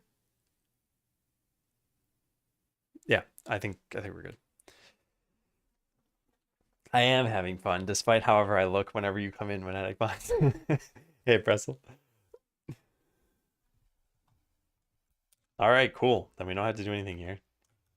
It was only Crush that I was concerned about. And maybe the Warrior's not so bad anymore. Who knows? All right, I want to do this change, which I think is more involved. Is there anything else here regarding that? Icons, tooltips need to have changes. Oh yeah, this too. So I think these are important. And yeah, this too. Cool. Hey, Chris. And yeah, I am doing well. I hope everyone had a good weekend. One of the cleric skills had a black background. Oh man, you're right. Wow. I knew something was different about that. I just didn't see it. It's a good eye. I'm going to give you a point, not kind of just for that, also for a whole bunch of other things. But now that you're an official contributor, you get points less often than other people. All right. So what is that called? Harmony. Harmony goes to body swapping. And we delete the path here. And that should fix this. I don't know if we need to open Godot for that. It looks like we did. Yeah. Consider having all this data and text in a JSON file somewhere, which you could then use to generate a wiki. However, since the text has interpolated stuff, probably means it isn't worth it for now. Yeah. Yeah. I wanted everything to just kind of work for now. And then these are the kinds of things that later we'll also need to consider localization probably. What do you mean when you said you hadn't worked until this point a little earlier? I meant I was mostly reviewing PRs. So on GitHub, we now have 2 people submitting pull requests, Kevin and Darkstorm. And I was looking through these, making sure that they look good. That is still some work. It's just largely the work of Kevin and Darkstorm and not my own work. No, it's fine, but I'm fine. All right, let's see. So that is now fixed. Yeah, perfect. All right, good eye. Remove black background on icon. The cleric had a single black icon just because I forgot to remove the background. Yeah, work review. Okay, so game design question. How many skill points should each adventurer get? And we talked about this a little bit, but we could look at this in a couple different ways. You have 7 skills that you can put points into, and I wanted each skill to take 1 to 3 points, usually 1 to 2 actually. So if it were 1 to 2, that would average to 1.5, which would give us 10.5 skill points. So we could round up or down, so maybe 10 to 11 skill points total. And that would probably make it so that if we gave you a maximum level of 50, we could do like 1 point every 5 levels.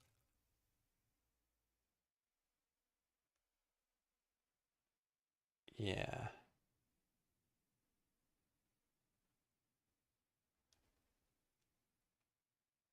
Okay, I think we should probably start with this. Do they scale the same when it comes to cost?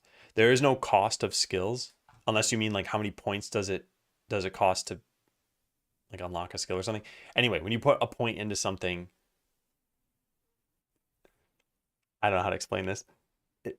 All the skills themselves are powerful, and it mostly comes down to how do you want to customize a character and what role do you want them to perform. And maybe that's what you're asking about. Like, does a point in here cost like, is it the same benefit as 3 points in here or something? How many points can we put in each skill? I kind of want it to be on the range of 1 to 2 points. But actually, the last piece of this equation is, okay, suppose we give you 10 skill points at the max level. How many options aren't you getting? Like how many should we be on this 1 to 2 range? Because let's say it actually was 2 points for everything. That means that you'd have 14 skill points possible, and you're putting 10 in. So you're mostly getting a fully unlocked character. How much better the UX would be to have all the classes, their skills, etc. on a web page from the perspective of players trying to decide what to spend their money on. Even offload some informative UI elements.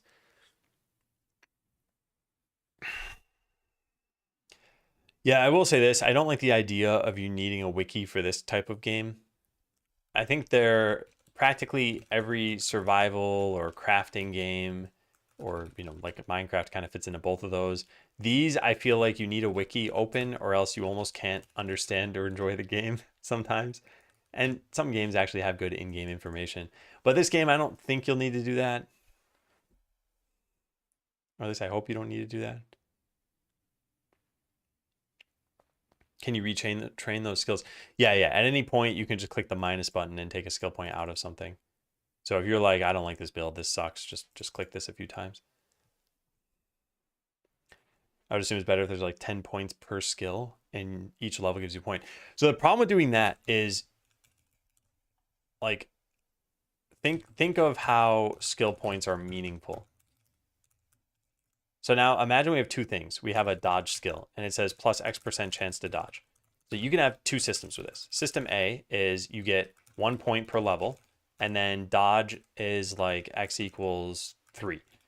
And system B is 1 point every 5 levels, and then X equals 15. So which one is more impactful? Getting 3% more chance to dodge or getting 15% more chance to dodge? And it's like, okay, obviously 15. And I think with things like dodge, crit, those sorts of things, yeah, 3%, you can still notice a difference. Those are things you're usually paying pretty close attention to. But now imagine something that was just like plus X damage. Now a 3% damage difference is not really all that exciting. So the way I looked at it is, it's less exciting when you level up if you are only getting a skill point every 5 levels, but the skills you get as a result can be more impactful. So right now in the game, we have it with the old system here. So something like this, increase your duration of Blessing of Haste by 0.2 seconds per level. Like, this is just not that impactful. So if we get is only 2 skill points, it'd be plus half a second and then plus 1 second, and you'd be maxed out. So that's what I think I want to lean toward here. Hey, Froggy. Yeah, I don't want you to fully unlock a character for sure. That second point better be a big change. I don't know if it needs to be a bigger change than the first one. You could have it, I mean, there's kind of, well, there are multiple systems to this. You could say like level 1 is plus X% of something, and level 2 is plus like 2.5X%. And the other one is just a linear change where we just say plus 2X. Bigger jump than level 0 to 1. And I know some games do this. I'm not really set one way or the other here. I guess it is kind of interesting to have it be slightly larger to put the second point in. And it makes me wonder how many skills will actually have 3 points allowed in something. Definitely a trade of excitement from leveling versus excitement from skill. Well, there is one way to get both, but that's problematic as a developer, which is just add way more skills. So now you have the option of like plus 20% more damage, plus 10% more dodge, minus whatever 10% damage taken. It's like, okay, all these are impactful, but now how many of these do you have to code for each adventurer? So yeah, I think what we're going to go with is the fewer skill points route. And there are a bunch of reasons for this. Yeah. Each skill point you spend, there's one less weekday that affects it. Is there an I love lasagna skill that they can get to complement that?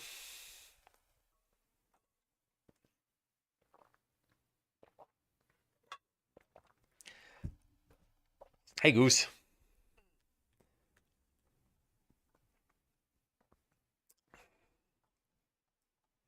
Okay, I want to focus on this question, and then I want to start on the work. I like the idea of 10 skill points. I think that's pretty good. Yeah. So I like the idea of 10 skill points per character, and we know you have 7 skills. So the idea of you not getting 4 points does not sound that interesting to me. I think, what if we just made everything have 2 levels? Would that work? Would that be bad? Some of these only have 1 though. I don't know. I don't know. I like the idea. What if you could equip lasagna? Think about that. So the bottom skills are the most powerful. Would you prefer them to cost more or be unlocked only if you unlock all previous skills? There's already a requirement system here. You can't actually unlock any of these skills until you've put a point into one of these two. And now you have to put 2 more points in the tree somewhere, maybe here and here, to get the 3rd row. So there's already sort of a dependency path. It's just a very shallow path. The skills have level caps. They do, but right now they're set very weirdly. Like this one can put 5 points in it. I don't want that to be the case.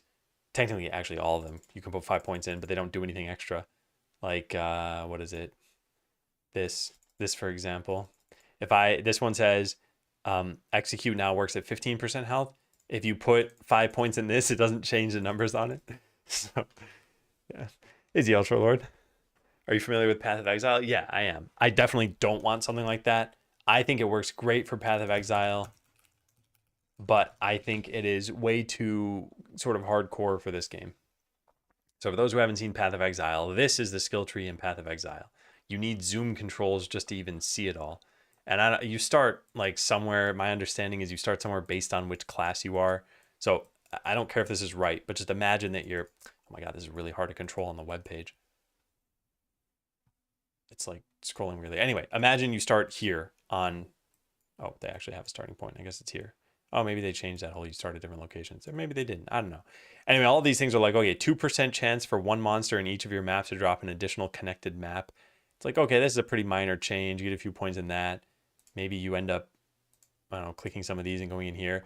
But this is part of the fun of Path of Exile, is having whatever, 600 skills you can choose from. I do not want that in this game. This is the second skill tree. Okay, well, whatever. Anyway, the main one looks pretty similar. It's a web of nodes, right? Path of Exile, skill calculator, passive skill tree, poeskilltree.com. Yeah, I think this is the main one. And this is like super laggy. I can't even zoom out on this for some reason. I've stopped touching the mouse. Okay, now it's stopped moving, but there. Now I touched it only to zoom out. Maybe this is the maximum zoom. It's making a fool out of me. I can't even scroll this. All right, well, whatever. That's the skill tree. Yeah, it's telling enough. But like I said, I think it's part of the game. I think it's what people expect. And Path of Exile did well, so it's not like the skill tree is probably holding it back. But yeah, for this, I don't think it makes sense to have that. So some general kind of questions here. What if every skill allowed for 2 points?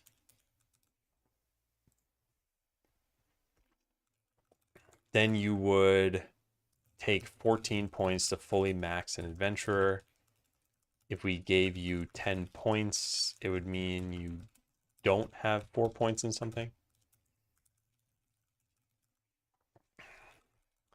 It just doesn't sound like you're foregoing enough for that. Like, I guess what I want, okay, what if, how about, let's just do this one more time. What if every skill allowed for 3 points? So then it would take 21 points to fully max an adventurer, and you would be 11 points short. And the other thing we could do is, what if every skill allowed for 2 points and we only gave you 8 points total? Maybe the max level is 40. So yeah, then you wouldn't be getting 6 skill points. You would want 6 more skill points essentially.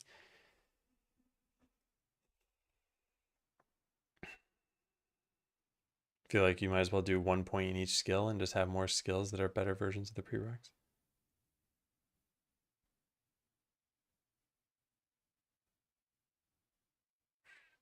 Oh, I see what you're saying. The only problem with that is then we need a proper prerequisite system. So you have like skill A dash, or let's just say like fireball 1, and then you have fireball 2 somewhere down the tree. You now need a proper prerequisite between these.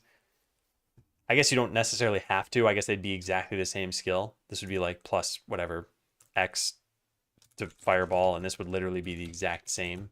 And then you don't need the prerequisite because you could get them in either order.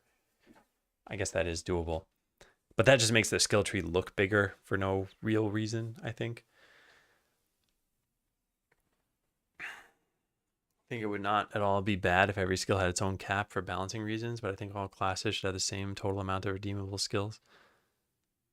What if you just spread points unevenly between adventurers? I don't think there's any reason to do this, though. Sorry, I'm responding to Monatic Bind. I don't think there's any reason to do this because we could always just rebalance the classes such that you want the same number of points, I guess. You elaborate on the max level 40 part. Okay, so the way that it works right now, and this has no bearing on anything because this was just what was done already, but you get 1 skill point per level. And the proposal is you get 1 skill point every X levels, where X is not really decided yet. So if the max level is 40, we could say you get 1 point every 8 levels, or sorry, every 5 levels, and then that means you get 8 skill points total. Or like thereabouts. It doesn't, we can tweak all these numbers.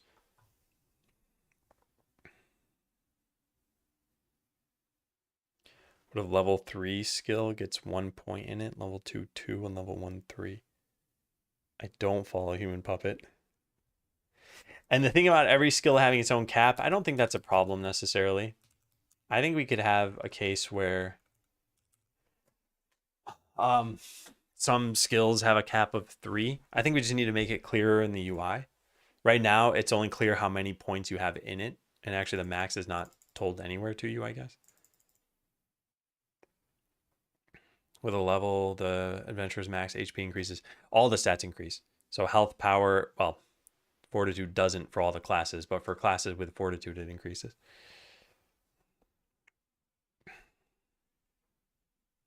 Yeah, so stats go up, and stats make your skills more powerful almost always, not always necessarily, but almost always.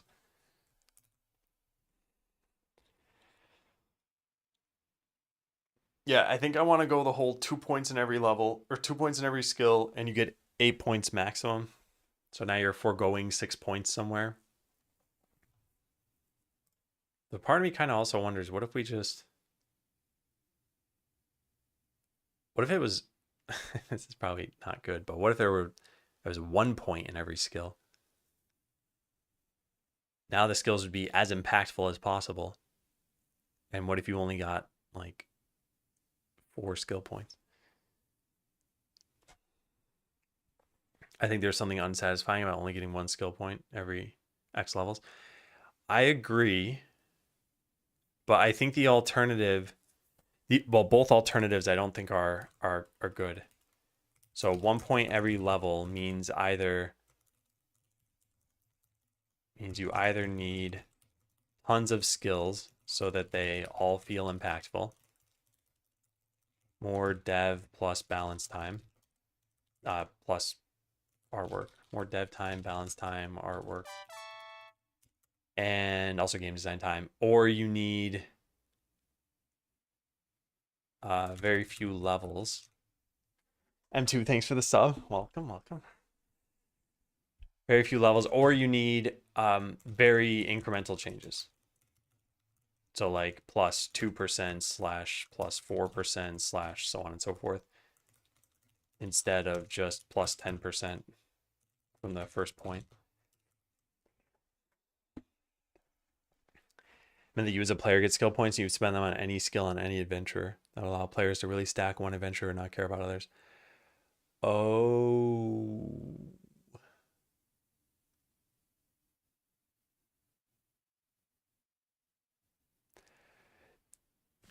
I think functionally, if we did that, people would like take whatever the maximum party size is. So maximum party size is 4. People would just prioritize 4 adventurers and it would make balancing a nightmare.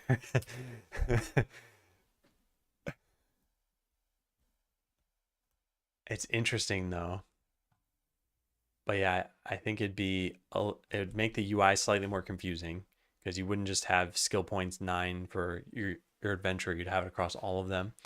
And when you want to respec, you might want to wipe out like all of their skills so you can put them into different classes.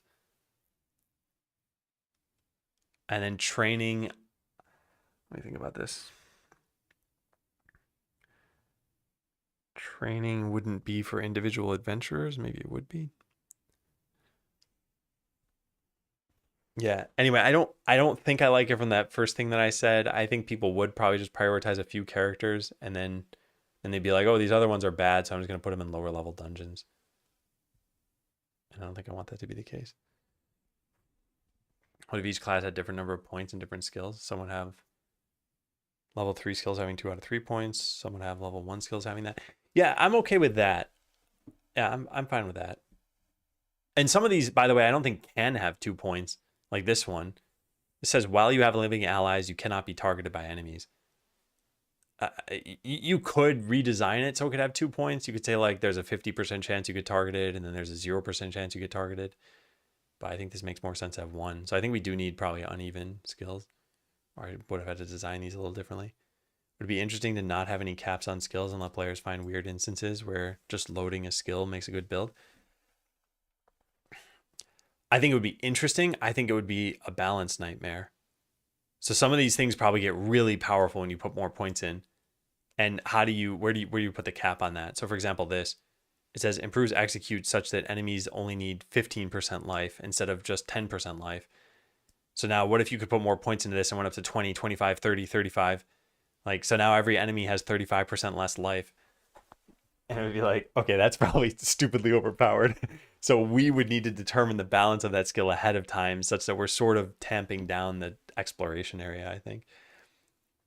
Uncheck notifications for an app. Not a huge fan of this. Yeah, I every once in a while get an email from one of my financial institutions saying, "Hey, you haven't checked emails from us in a while. Is everything okay?" Which I could maybe understand from a financial institution. And actually, I do read the emails. I just have all of the scripts and images turned off so they don't know that I've read their emails. So it's kind of funny. But each level gave you a level point, and you could use that level point on either upping the stats or unlocking a skill. I think in that case, almost everyone would choose unlocking a skill. Yeah.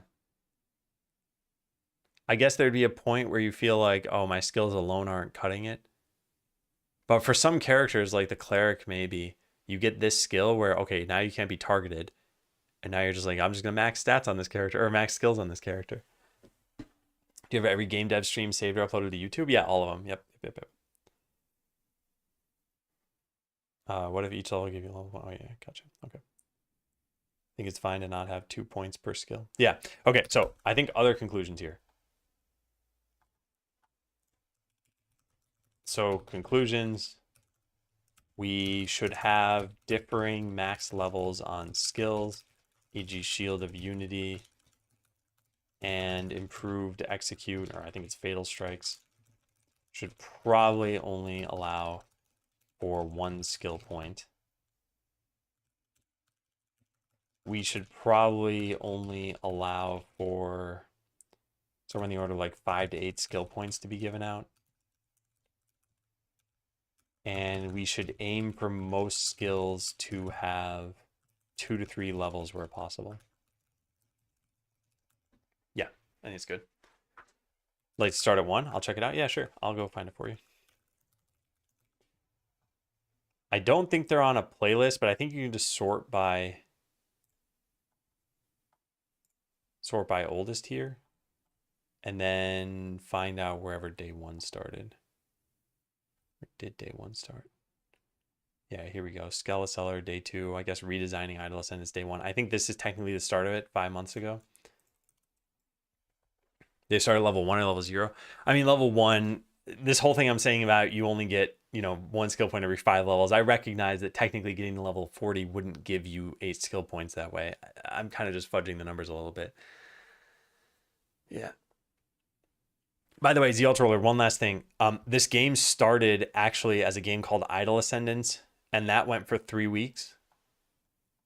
So if you wanted to see the very beginnings of this, I guess you'd go to this one or this one maybe. Let's design a new game.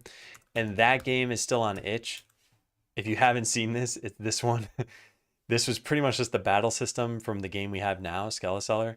There was this very basic title screen. You click start new game, you pick a class. So we picked the Necromancer, let's say. And then you actually manually moved around this world. And when you touched an enemy, you got into a battle where at first you were picking the skills. So I picked Poison Dagger, poisons an enemy, pick it again, I guess we had to pick it again. And now we can pick this other skill, Lightning Zaps. And eventually we win the battle. This takes a very long time with the Necromancer, apparently. And okay, cool. So now we can put a skill point in, and the very first thing you have to get a skill point in is automation, which made it so that there was a 25% chance you now no longer chose your skill. So when this blue bar fills up, there was a chance that it would just automatically pick what's going to happen. And it's still not doing it because it's only 25% chance. Nope, still no. Anyway, it eventually gets fully automated. So now you're not choosing your skills, and now it's the system from Skeleseller, and then you could be able to put points into these things. And a lot of these skills actually made it into Skeleseller. Is the Skeleseller code public on GitHub? No, it's not. It's closed source. What if Adventure has a rank, and with each rank you get a skill point, and you get a higher rank every 5 levels?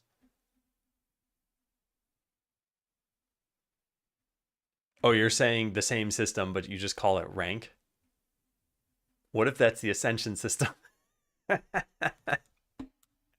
What if you ascend at level 5, you go back to level 1, you unlock a skill point? I think framing it like that somehow probably would help people understand what's happening here. So you'd be like, oh, I don't get points every time I level up.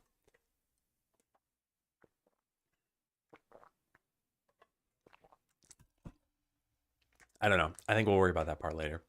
All right, I think these are the conclusions that we're going with. Would it feel bad if you only got 5 skill points? What would that look like? Let's say we only had 5. What would I build for this character? Maybe 1, 2, 3,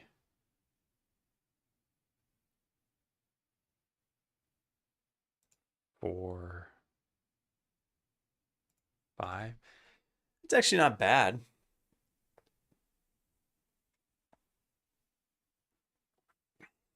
Yeah, it's not bad.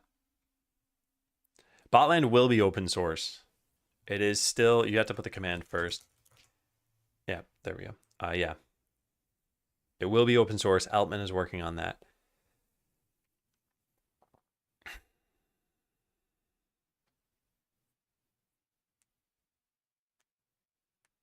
And if you did get 8 points here, I guess you just put extra points into something. Okay, cool. I like that idea. I kind of actually wonder. Yeah, I think these are the conclusions. All right, so now I got to go code stuff with that in mind. So skill tree conclusions. Have differing max skills. Should probably only aim for that many points to be given out. We should aim for most skills to have 2 to 3 levels where possible. Probably 2. And we may want to consider some kind of like a system for how you're getting skill points. E.g., every time you hit level 5, maybe you can, I don't know, re-roll back to level 1. Actually, you know what would be kind of interesting? I'm just spitballing here. I don't think this will work, but it would be interesting. What if you had that ascension system, and every time you ascended, you got +1 skill point, and your stats reset.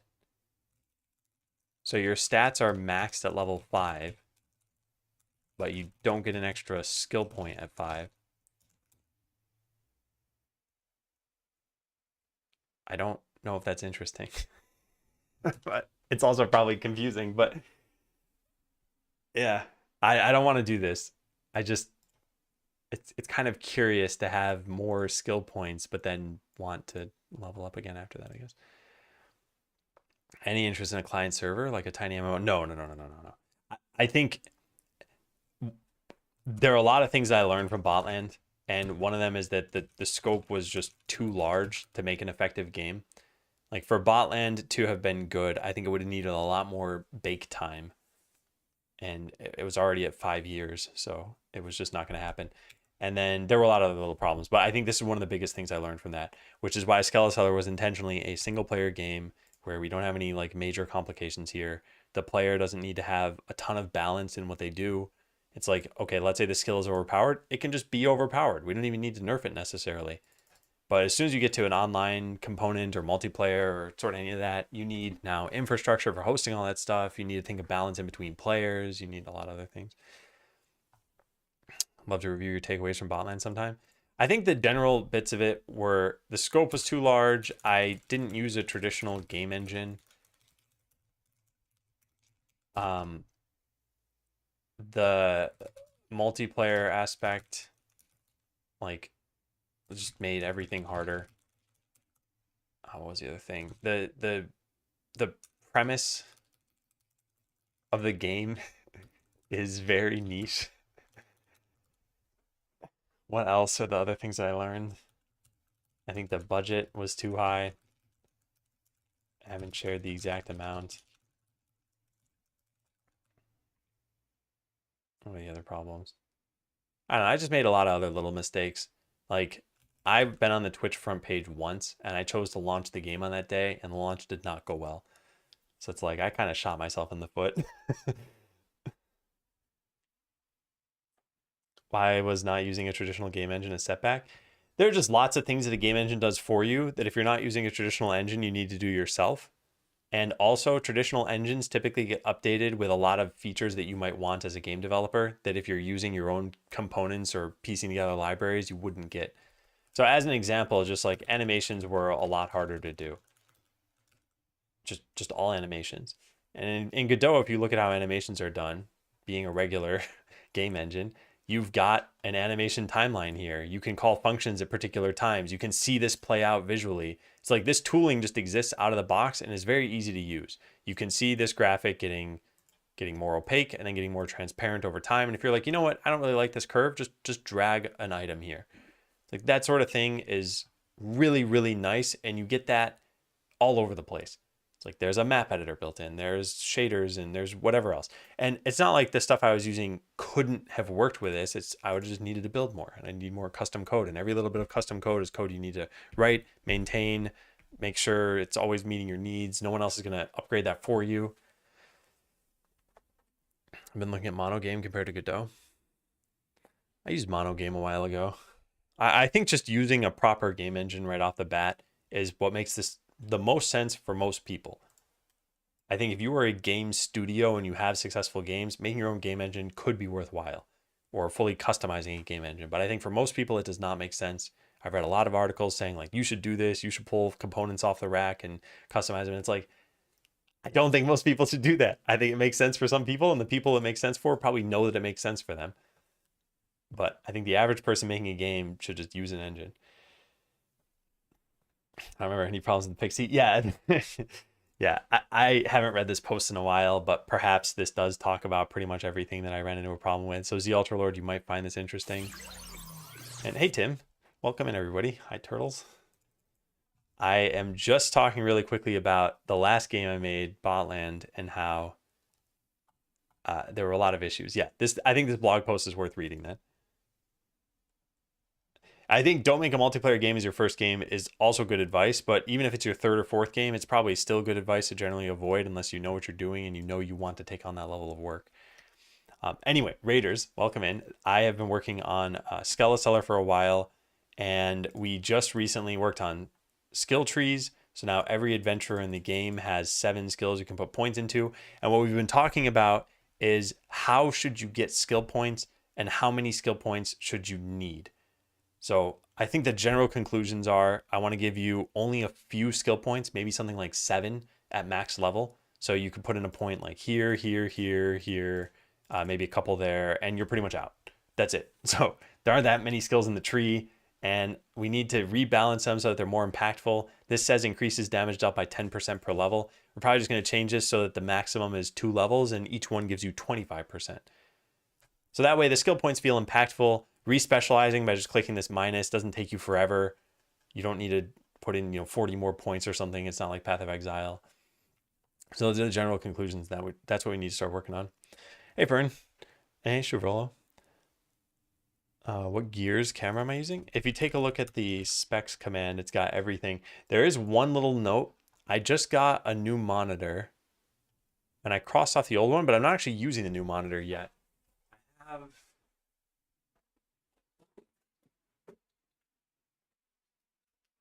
have it here. It's still in a box, which actually looks somewhat dented. I don't know if you can see this on camera or if it's not clear. Well, hopefully the monitor works. I haven't even taken it out of the box yet. Part of the reason why is my parents are visiting for the first time in like a couple of years, and we were just mostly doing prep for them coming over, and they just arrived yesterday. So this week I'm going to be doing a little less work than normal, and I haven't done things like set up a monitor. It just wasn't as important. Yeah, you can redistribute points. I think that was really important for this, and that way you can just pick whatever skill thing makes sense. We don't have icons for these, but it's the same thing even with the skill tree here. If you want auto battling, which probably you do, then cool, turn this on, and at the end of a battle, you will see this checkbox. But if you were to take this point out, the checkbox goes away. So you lose the ability to auto battle. That shouldn't be happening. Oh, darn it. I think I know why that's happening. The Wii button isn't disappearing. I think I fixed this, but then I think I like broke something in a merge conflict. Do I have this here? I had it in the first battle. Yeah, this is a new bug. Well, this is an old bug that I fixed. The flee button is somehow still showing up. Am I on main? I am.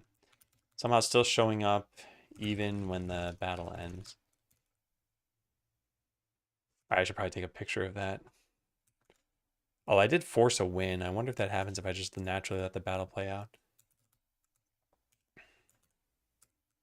Okay, hey James Warner. I just saw a message from you over here. I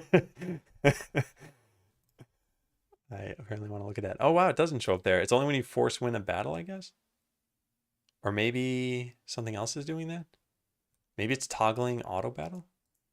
Ah, toggling auto battle off makes the flee button show. Okay, that's a different bug. Yeah. If you take a point out of auto battling, the flee button shows up again. Very interesting. I get overwhelmed as a casual gamer understanding all the stats and modifications, the give and take of skills.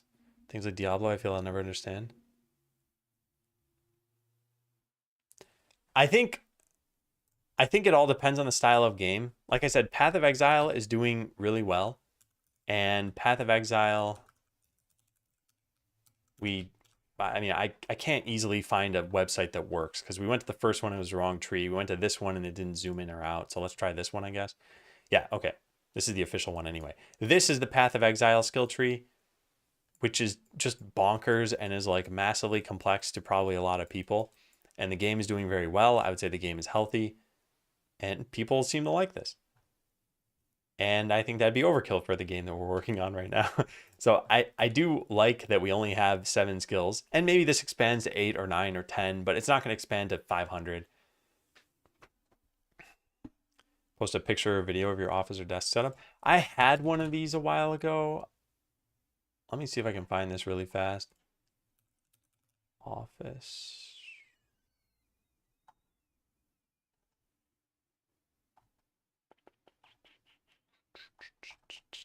When did I take this picture?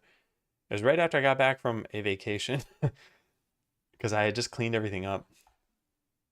Must have been, I have like a billion cat pictures. It's like all of my pictures are just cat pictures now.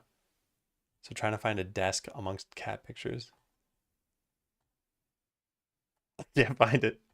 I was hoping I could find it quickly. Yeah, I don't know where it is. Unless it's after this set. Sorry, I can't show you pretty much any of these. This is my like personal photo album. I need to keep it off screen. Otherwise, I could just scroll through these together. Oh my God, how many pictures did I take? I'm determined to find this now, even though it does not matter at all.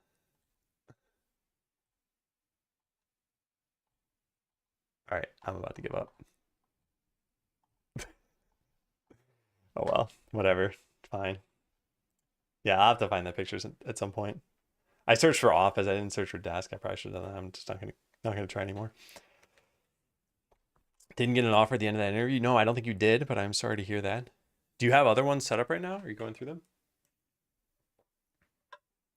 No, it's okay. I'm too. I decided to get derailed. All right, so the conclusions we had: differing max levels of skills. Oh yeah, so we need to show the skill point maximum. Show the maximum skill points for each skill somewhere, since they can differ. Probably allow for 5 to 8 skill points to be given out. Aim for most skills have 2 to 3. You want to consider a system where how are you getting skill points? Okay, cool. Oh, let's start on the work for this. Yeah, I've got about an hour left in the morning stream, and then I think the afternoon stream might get cut slightly short. Hey, Jordy. 14 interviews, not including duplicates at one company. You got 1 offer, which is good but rough. I mean, I know this might sound like I'm kind of glossing over the trials and tribulations there, but it is really good that you got that 1 offer, especially if you like it. Because I have heard of some people go through that same sort of process and not get any offers still, and they're just so dejected by the end of it. Oh, I guess it's probably how you felt after 13 interviews, unless you got the offer on like interview number 11 or something. Going through the moment, probably should pick up some more to be safe. First one didn't give an offer, but they did share another opening. I think that means they liked you enough that hopefully that opening works out. But yeah, this process I just find is rarely fun, or it's fun at the beginning and then the fun gets drained out of it pretty quickly. All right, we got to go through every single ability in the game, and we got to see, does it make sense? What should the max level be? And then set that and change the stats and everything. I think for at least probably 60% of the abilities, this should be dead simple. We just need to tweak a couple numbers and it should be fine. So for example, this causes your quick strike to be even faster. Its cooldown is reduced by 0.04 seconds per level. So we go to quicker strike. We set the max level to 2 probably. And then instead of giving you 0.04 per level, we multiply this by 2.5. So we give you 0.1 per level. And that's it. That's all we had to do. So now if I relaunch the game, we have 2 points we can put into that at most, and they each give us 2.5 times what we used to.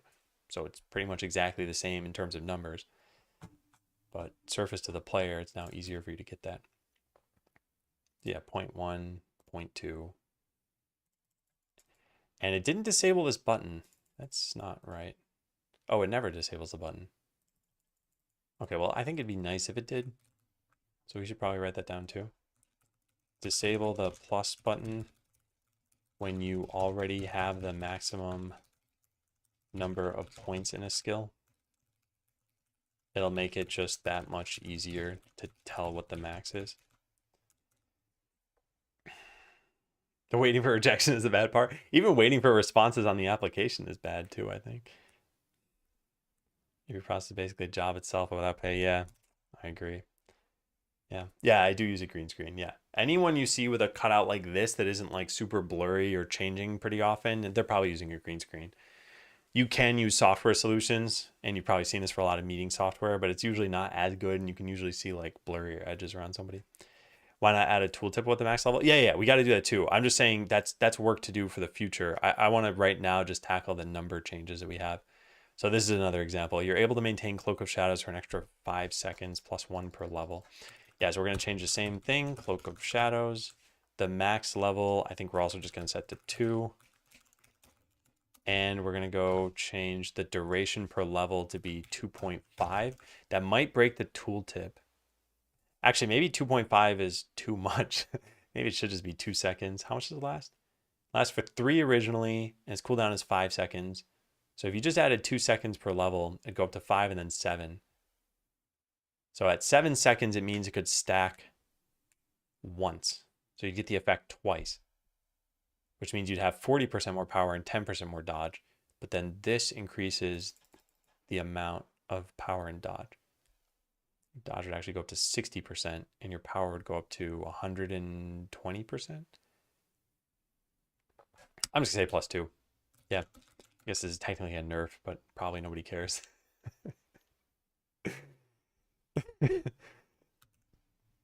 All right, cool. That one's done. Next up, Prey on the Weak. Increase damage dealt by Quick Strike by 15% when you're healthier than your target. This is another one of those things that could probably just be 15% per level, although maybe that's going to be problematic. But is there an issue doing that? No, probably not. Let's go change that. Prey on the Weak. All right, so we need to change this to be a percent per level. So public static const, or public const float. Percent damage bonus per level. We're saying 15% per level. I'm not going to worry about balance too much with this stuff. So now we need the level of the ability. Int level equals get. This is not how this works. No, wait, it is. Never mind. I forgot. It's not how it works with player abilities. So increase damage dealt by Quick Strike by damage bonus.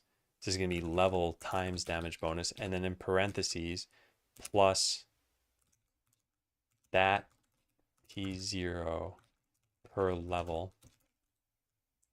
Okay. Hey, Adeshi.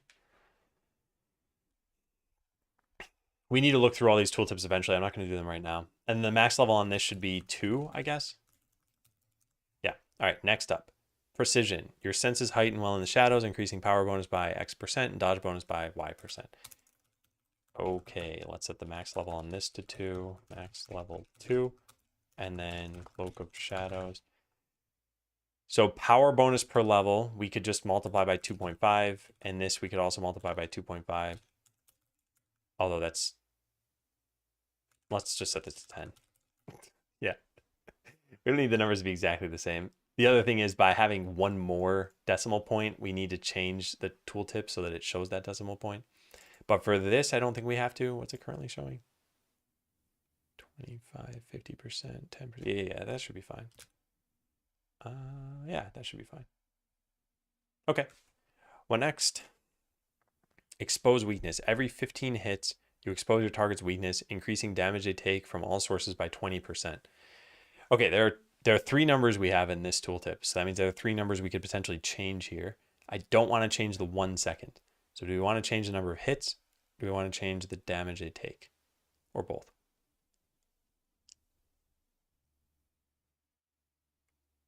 Probably the damage they take. Yeah, that way this isn't happening more frequently.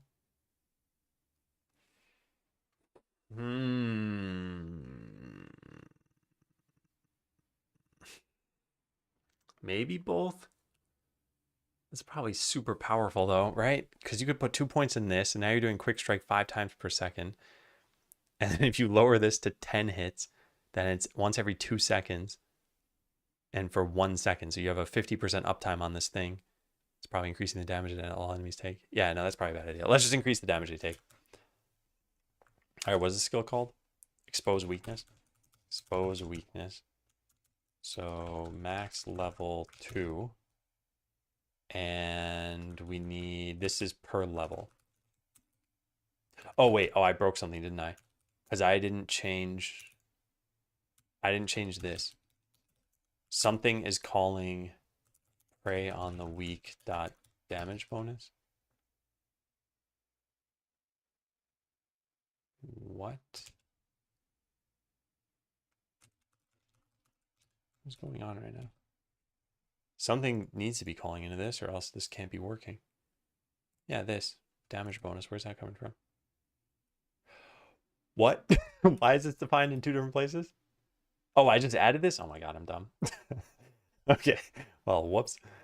Yeah, what was I doing here? Damage bonus equals this level times damage bonus. Let's do this. Set this back here.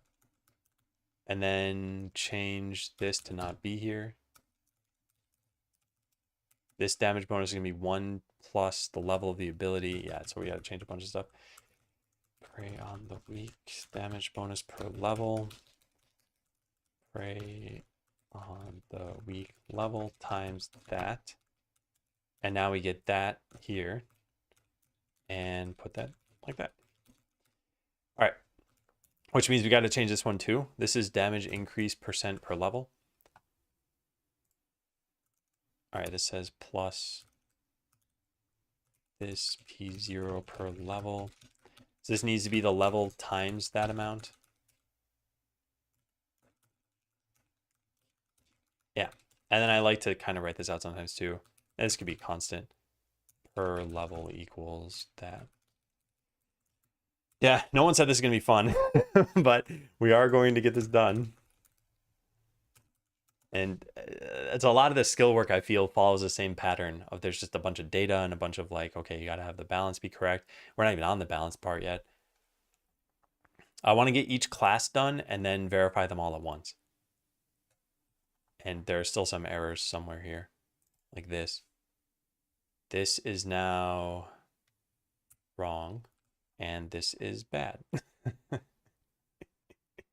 Don't we do this in multiple places? We do, and get damage. And we should really fetch the abilities component once for this.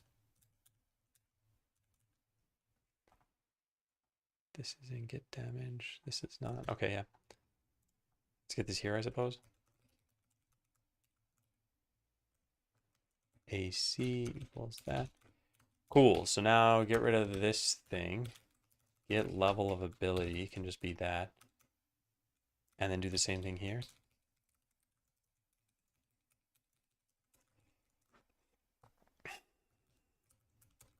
Cool. Making good changes here. All right, so next up, we need the level of this thing, level of exposed, or we can call it exposed weakness level. And it should know how to get that. Good. We pass this in here. Hoping it would type it for me. And then use this in here to be this times the per level increase. Nice. All right, what's the next skill? Crit. Adds a % chance for quick strike to crit the target. All right, we already have this one set up pretty easily, so we just got to tweak a couple numbers for that. Quick strike. Not typing the K correctly. All right, crit per level. I would want to make this 12.5%, but that specific number is not important. So maybe we say 10%. Maybe we say 12%, just be nice. We just cut off 0.5% instead of 2.5%. Hey, Z-Wubs. Is that everything? No, there's one more. Fatal strikes. Okay, this has a number in it, which means it would be easy enough to scale it, but is it wise to scale it? So execute says kill any enemy at less than, well, technically, I guess, less than or equal to the wrong LTE, 10% life. And then fatal strikes says make that 15%. So should we have 2 levels on this? Could be 2.5% increments. The reason why this is so powerful is this basically reads, while your rogue is alive, all enemies you ever fight have minus X% life, which is why this is so good. So if you're fighting 8 different enemies at once, this gets multiplied by that and you get 20% less overall enemy life, which is, I'd say, pretty significant. But also in a game where you have automated battles and you have an auto battle checkbox, this means that the battles are running pretty much 2.5% faster. And also that you're taking 2.5% less damage as a result of that, I guess. Again, that implies that your rogue is alive. If they're not alive, then none of this matters. Just, I don't think 2.5% is a big enough increment. What we could do, here's an idea. We could do it, we could change execute could be nerfed to like 8%, and then fatal strikes could be plus 4% per level. That's not a huge nerf, and that's also not such a small change there. You go 5, 10, 15. I'm just concerned 5 isn't... 5 is almost like a margin of error on doing a fireball or something like that. I think I'm gonna do 8, 12, 16. The other thing we could do is like 8, 13, 18. It's probably too powerful. And like I said, I don't want to think about balance too much here, so let's just go with the 8, 12, 16. It sounds fine for now. All right, execute. So percent life is 0.8. And fatal strikes percent bonus per level equals 4. Yeah, now max level equals 2. Immediately execute enemies with less than... Okay, so let's go get the level. Hey, Alden, how you doing? Oh, we don't need to do that. Okay, so this is going to be level times per level percent health plus per level P0 per level. All right, that's every ability. So now let's just reload this. It might have a build error because maybe I forgot to change a variable. And then we can look over all the rogue skills and see if they're all working correctly. Quick Strike does not contain a definition for this. This comes from Prey on the Weak. And it's not even called this. It's per level now. Damage bonus per level? What is this named? Percent damage bonus per level. All right, cool. Oh, and execute doesn't contain it. Oh, wait. Is that the same one? No, that was a different one. Execute. This is just per level. And this is the usage of it, which now does not have the level of the ability here. Yeah, let's get that. Ooh, this is wrong. It's fatal strikes. Gonna need to make sure that's the same when I code review this. So total life percent plus equal this times this per level. Yeah.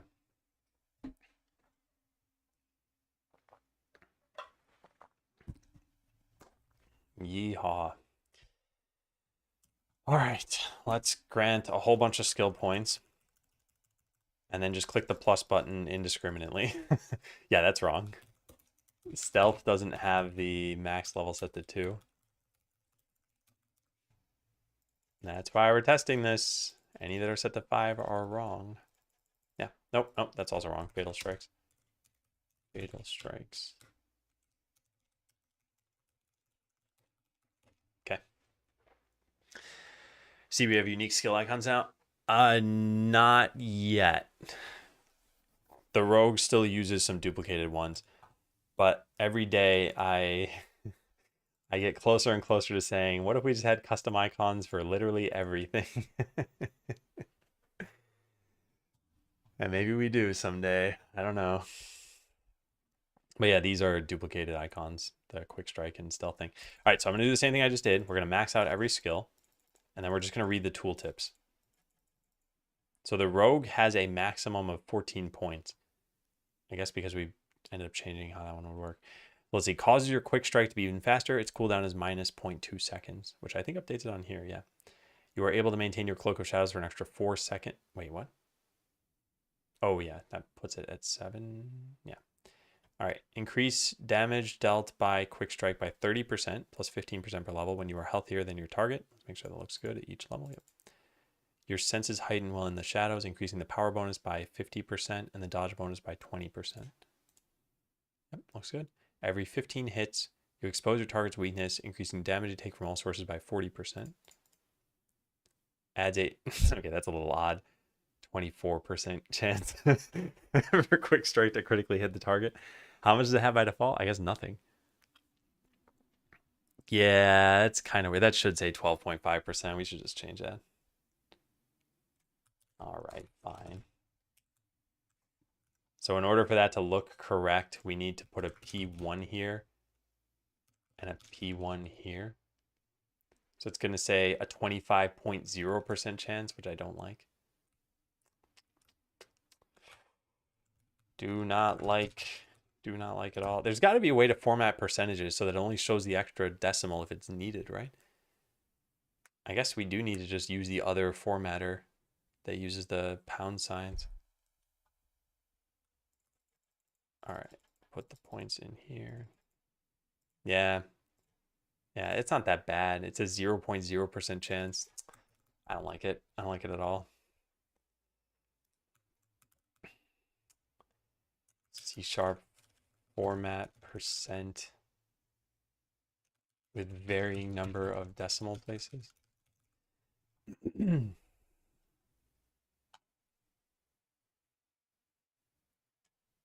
P2. Maybe the reason why it doesn't let you do this is because there's a cultural difference in rendering percent signs.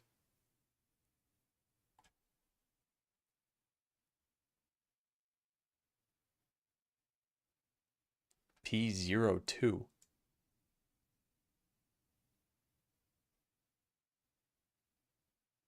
What? How is it different from P2? I don't think that actually does anything.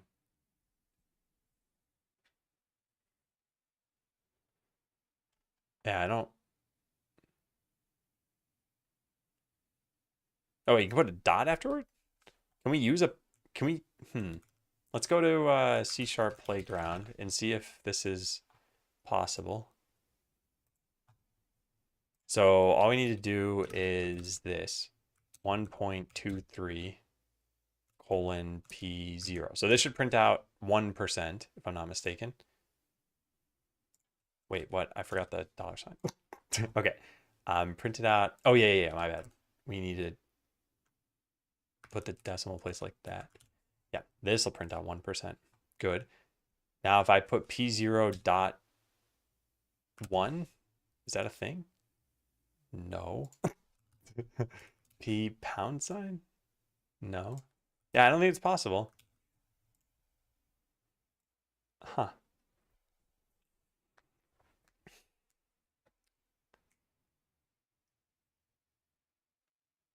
Man, man.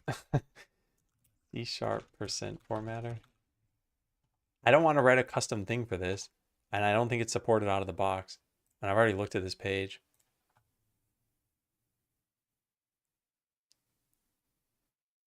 Hey, decimal digits. What is this?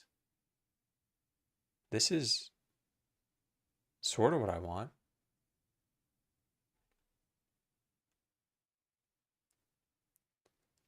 Not a precision number? No, not quite. Yeah, I don't know. All right, I'm not gonna worry about this. Yeah, I don't like this, but I don't think it's worth addressing. It's just this stupid thing. We are gonna end up seeing 0.0% instead of just 0%. And like I said, this is a very minor polish thing that I'd like to fix, but it's just not worth the time right now. So let's not worry about it yet. All right, and then the last one was over here. This is not working at all. Why is it not working? I just never even worked on this. That's why. Illustrates bonus per level. Oh, I wrote per level. Oh my God, I wrote it on the wrong thing. I wrote it on execute. That's why. Whoops. This should go over here. Excuse me. All right, so it's going to be improves execute such that you now kill enemies with less than level times per level health plus per level P0 per level. Yeah.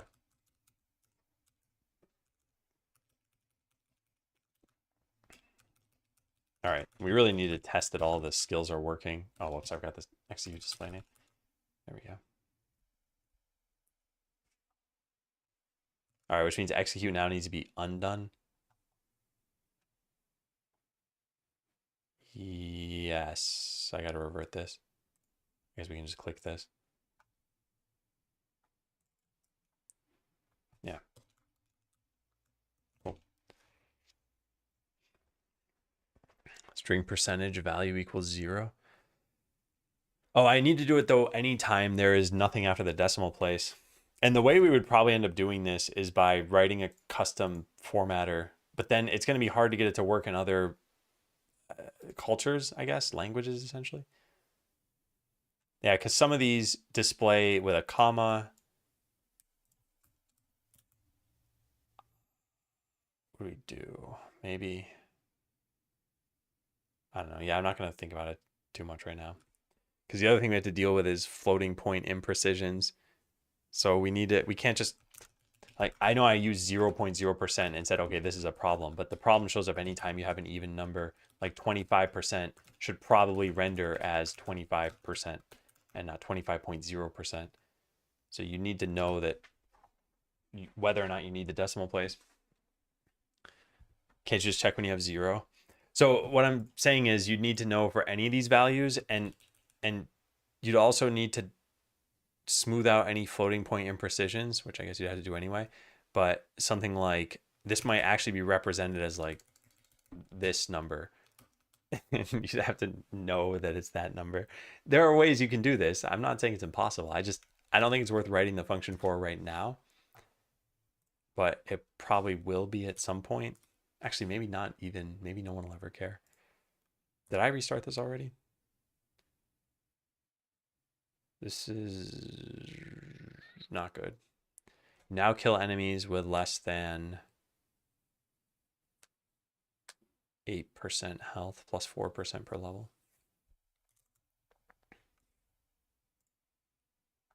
Yeah, the second needs to add in the base amount. Execute dot percent life plus that.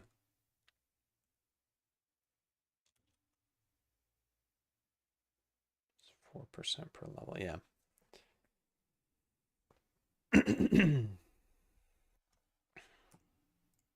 Yeah, let's try that out.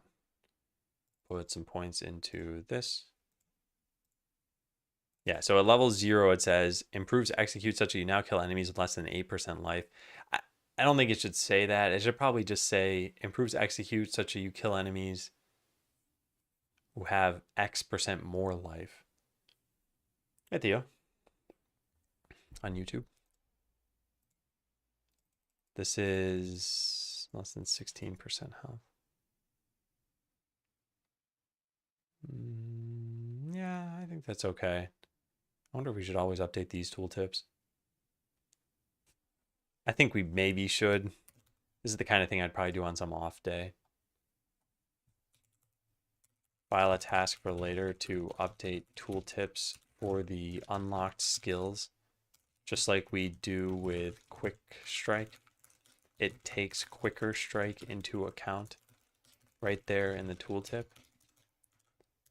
So you have a Corn? You ever try a ZSA keyboard? Yeah, I tried a Moonlander for a while. I ended up selling it to somebody. I just never... Actually, I guess the other thing I use is an Ergodox Easy.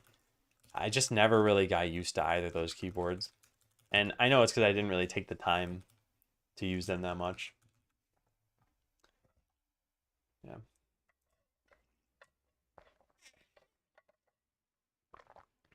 %8% plus 4% per level.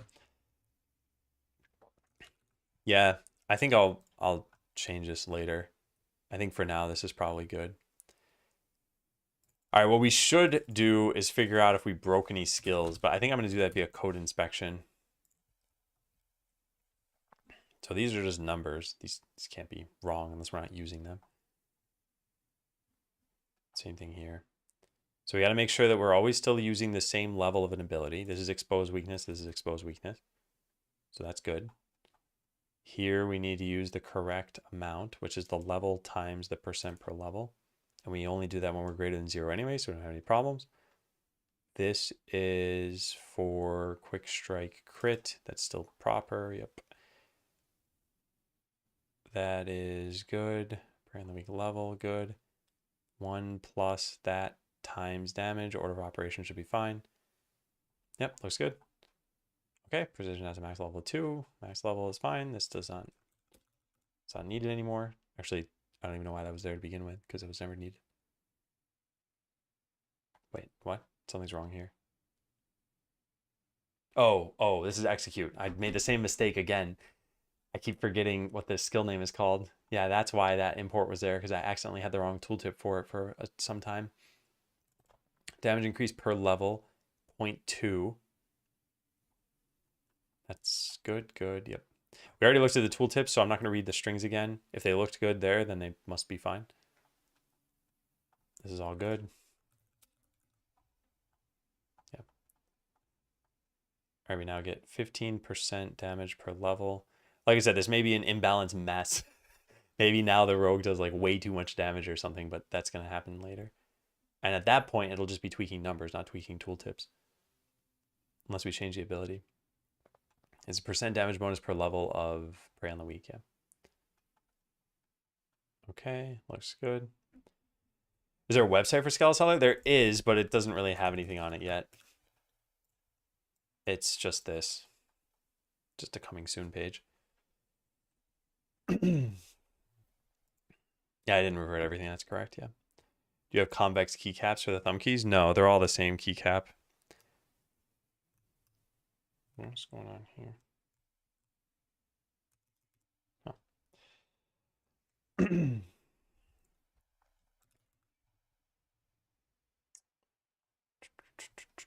Fatal strikes, level times, execute per level. Good, yeah, cool. All right. So revamp rogue's ability levels is how I'm going to say this. Went over each skill and set the right max level and set the right bonuses per level. Well, every rogue skill, I guess. I think it's kind of obvious, but I'll write it in anyway. Wow. All right. Well, we got to do that 6 more times. What time is it? Yeah. Would love to contribute if such opportunity is available. So, Tony, I appreciate it. The way I have been kind of going about this sort of thing is there are now a few people working on the game, and I think we're at the amount that we need for what kind of tasks we have. But generally, those people have been either community members for a really, really long time, or just kind of super helpful in chat and had the right skill set, or a combination of that. I don't actually know how long everyone's been in the community for who's working on this. But yeah, I think they've minimally, it's been like 4 years or something.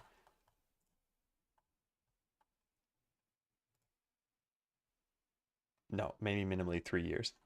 Yeah. So I think that's another part of it too. There's like a certain level of trust you have with the people you work with. And I think I am much more trusting of people who have been around for years. And I'm not saying you'd necessarily like, whatever, drop the ball on something, but it's also a trust from like a security perspective of, okay, what if the code is leaked or something like that? Yeah. Anyway, I will say this. I think it is nice that people want to work on the game, because that's another thing that I feel like the game has promise in itself, but knowing that people want to work on it, want to contribute is also very heartening. So I like that. And actually, even just the other day, we had one of the founding members of the stream say, yeah, I'd like to work on it too. And at that point, I said the same thing of like, I think we're at sort of a critical mass of people now. But yeah, they've been in the community for a while.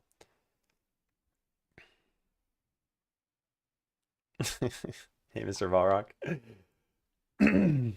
Coming in with the puns.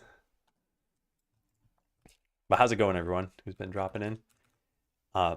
For those who are new, this is the game we've been working on for a while. There is a Steam page online if you would like to wishlist it. It will eventually be sold. It is currently free to play, but that's only because it's an alpha. And the version you can play is a version from a little over 2 weeks ago. But enough has changed in even that time where I wouldn't recommend playing the game at all right now. So since 2 weeks ago, we added this in, the Enchanter's Den. This is a structure you can build where you can drag items onto this pot and it will light up this crystal and then give you the bonus you see in that tooltip. So this one is grant all adventurers +1 power for the entire battle. And we can unlock other crystals here so that we can drag other items, like a sword over to here and an armor over to here. And you get 3 buffs for your adventurers now. So they get a damage reduction and they get haste.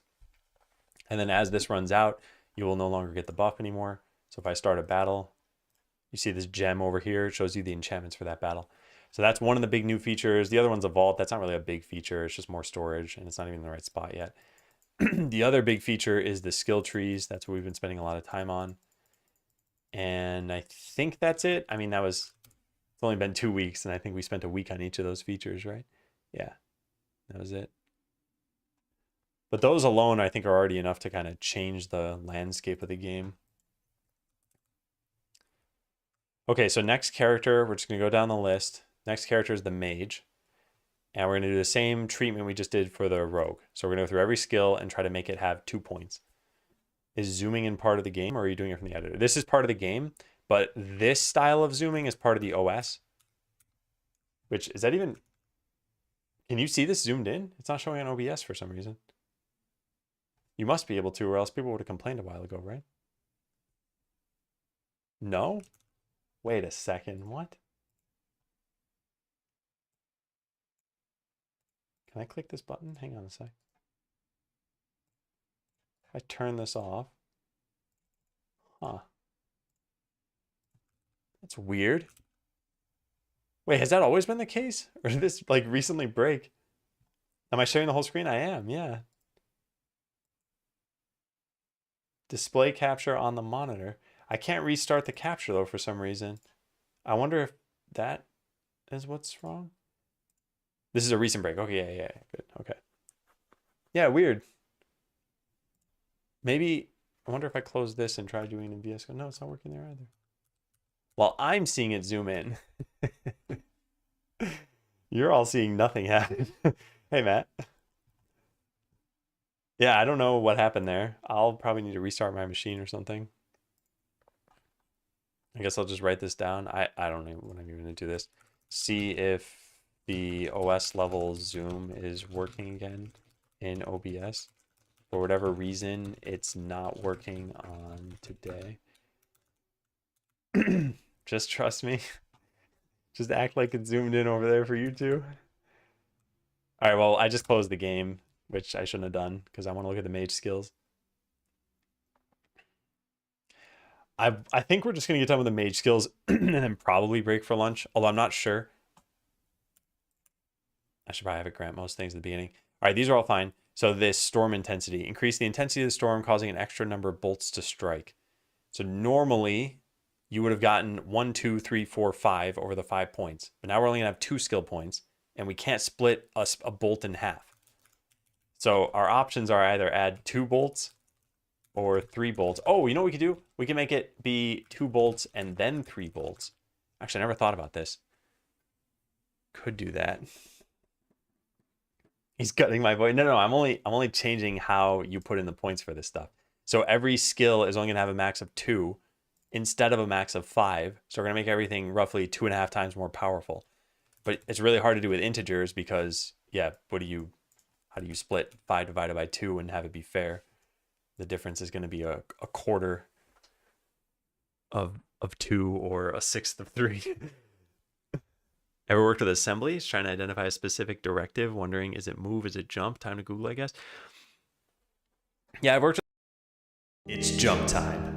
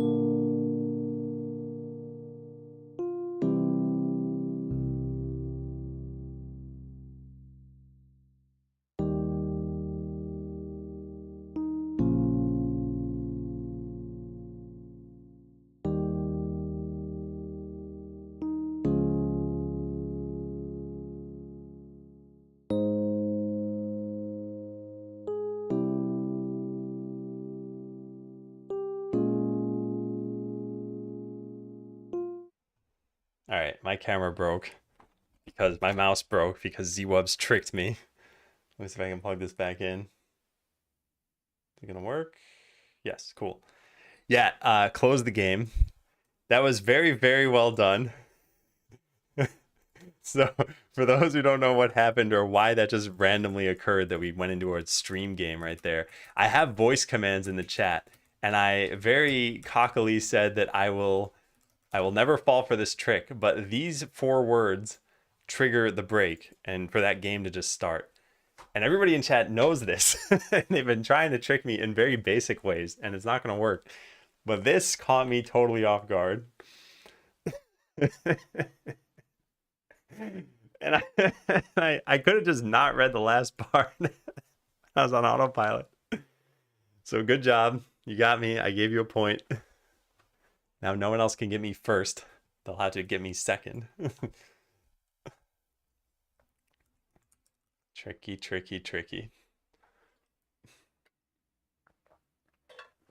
On the plus side, I wanted to take a break anyway because we were getting close to lunchtime. Oh man. Yeah, I have the voice commands are all supposed to help the stream. So for example, check out the today command. I can say the names of commands and it should type it into chat. Okay, well that didn't work. Check out the today command. Yeah, there we go. Yeah, here's the clip. Yeah. Did you hear me say, oh my God, after that happened? I think it switched scenes too quickly. But I realized what happened, and then my mouse coincidentally broke at the same time, and I couldn't turn the mic back on. And I'm like, whatever, I'm just going to take a break. All right, so what's this thing called? Storm intensity? You didn't? Okay. Yeah. Well, that probably would have added to the fun for you. All right, so num bolts per level. We're not going to do things this way. We're going to do it this way, where you get 2 bolts and then 3 bolts. And this needs to be an array now.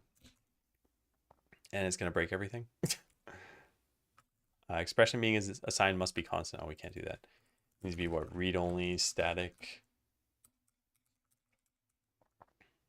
And then constant field should appear before non-constant field. How fun. And I think stat computations has a get from array. Where did I put that function? No, cost functions? Yeah, this, get cost from array. I want this to be somewhere else. I don't even know where to put this. Do we have like an array functions? Array extensions. Would it make sense to do that? I'd have to make this... I mean, I guess so. So how would you end up calling this? You'd say return game constants dot enchanter cost dot, we say like get value clamped. No. What this is doing is it's just taking the index, clamping it to the bounds of the array so that we use the final value many times. I guess get value clamped is probably the closest to what we'd call this. Here we said get cost from array.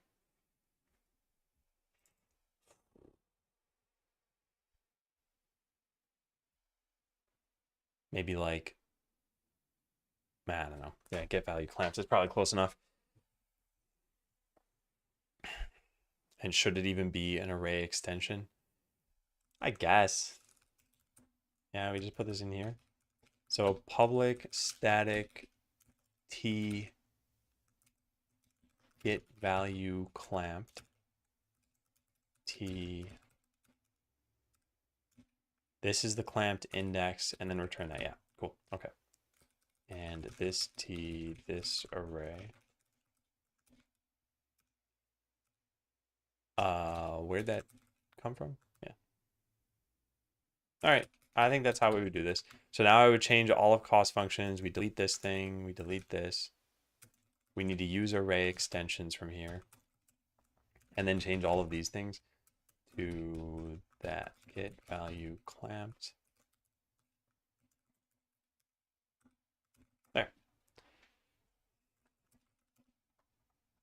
All right. And then we can do the same thing from over here. Get within bounds. That might be better. Get within bounds. Yeah. Same number of characters too. And I guess I'll write a summary here.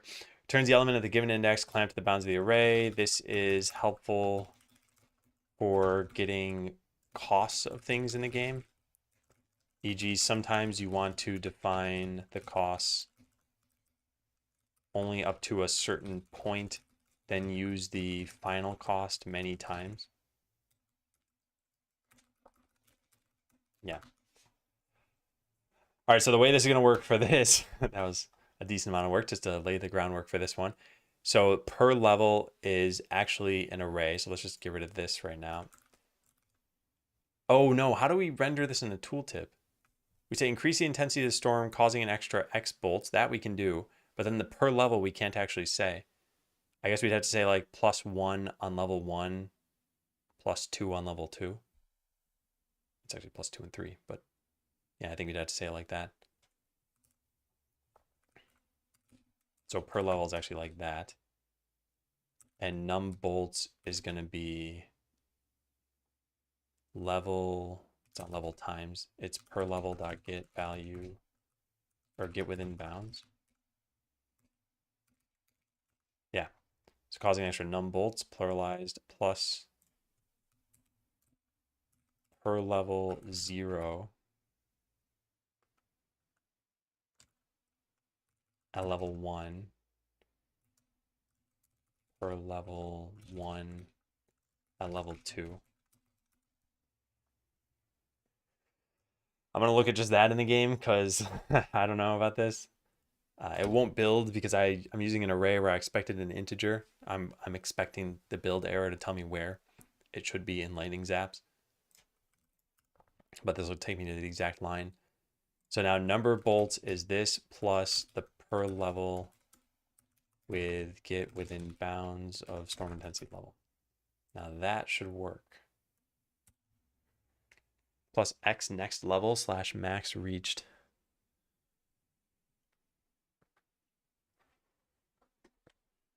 Oh, I see. There are quotes in the middle of that. Let's see. Plus X next level. I guess because you can respec, it's not such a bad thing to just have to put more points in. But I'm also not necessarily, I don't think it's problematic to show it this way. Let me see how that looks. Increases the intensity of the storm, causing an extra 2 bolts to strike. +2 at level 1, +3 at level 2.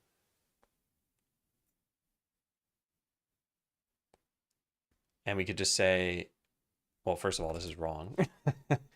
This is technically 0 at level 0. I wonder if we should change this so that it's actually 0,23. Yeah, it's probably better. Which now means we need to do this 1 at level 1, that at level 2. This should be level +1. No, that wouldn't be.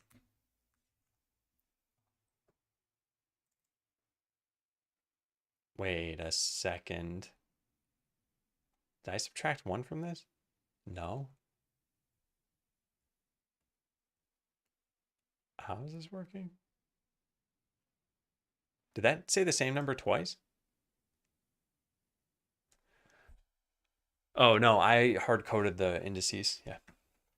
And if you want to show all the levels, another option is +2/3 based on level. I'm still not sold on any of these things just yet. I think the thing I like best of these ideas is the one where we just show the next level. You can replace the cost of stuff in arrays with formulas. I think this will be easier to tweak later on with more levels. No, I explicitly don't want to do that for a bunch of reasons. One, I think that it's very easy to see what a particular level is going to be. And then if we wanted to make a manual change and be like, you know what, this one should be 5 higher. We don't need to retrofit a formula to it. And what I was thinking we could do if we wanted to generate these based on a formula is we could have a separate script, which could be like generate, I don't know, values. .cs, or even whatever, it could be a JavaScript script. It doesn't matter what. Something generates the values, and we have a formula combined with some like manual tweaks, so that you could say something like, all right, my formula is f of x equals x squared plus 3. And then your manual tweaks could be something like level 5 plus 5, level 10 minus whatever, 20%, that sort of thing. Does that mean level 2 is 5 bolts or 7 bolts? I assume the first. It is 5 bolts. Yeah. Yeah, the reason why I didn't want to do this, by the way, is because I think what you run into is it's just very hard to reason about what the numbers are when you're looking at the code. And that's how idle ascendance was. So if I were to go find where that even is, I think I took it off my homepage. Yeah, GitHub, idle ascendance. Yeah. Yeah, and if we look at this and then this, where's the stack growth stuff? Yeah, here. So we had, even, this is a very simple formula, just level times 5. And even this made it impossible to tell at a glance, like, how much life do you have at level 14? And the reason why is because this is the growth of that value. So it's not just 14 times 5. It's actually whatever the starting life is, which I don't even know what that is. Maybe it was 100, plus 1 times 5, plus 2 times 5, plus, so on and so forth, up to 14 times 5. So it's like, all right, maybe you can do that math in your head, but I'm not going to do that math in my head. And yeah, it just, yeah. So I want to have them as arrays. The other thing too is I think we're only going to have like 40 levels in the game. So we'll have an array of size 40. And I guess then the problem is that how do you find the 17th index quickly in the array? But we could solve that in a different way. Actually, I wonder if this is going to work now.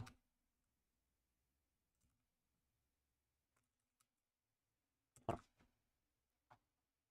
Wait. Yeah, no, it's not working.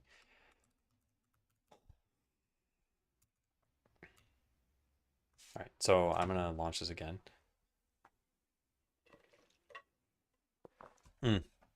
Before I forget, we got to unlock all the classes, so I don't have to keep doing this code. Town, skip tutorial.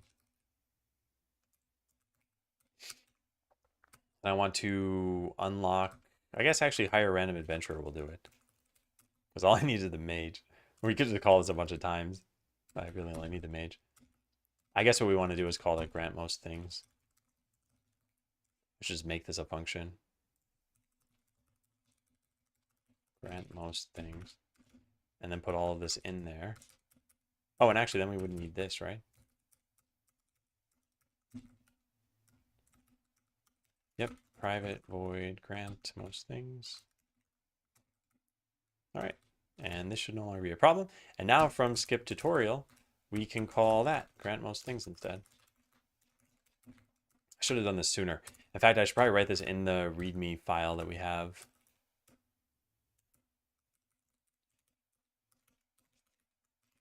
Grant most things.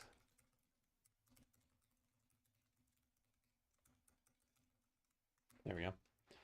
Grant items button gives you small potions. Yeah, I know about that. The reason why is because we haven't marked that you won the first battle yet.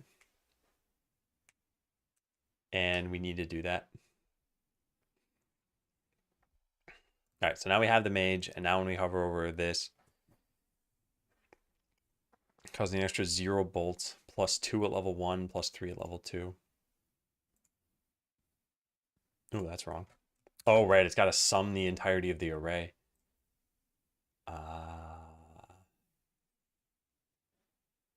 Maybe we should just say what the total number is then?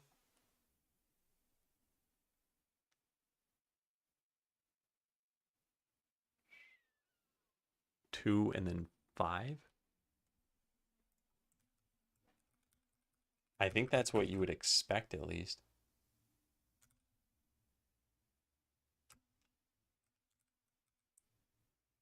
Yeah, so I won't put pluses here. And we'll see what that looks like.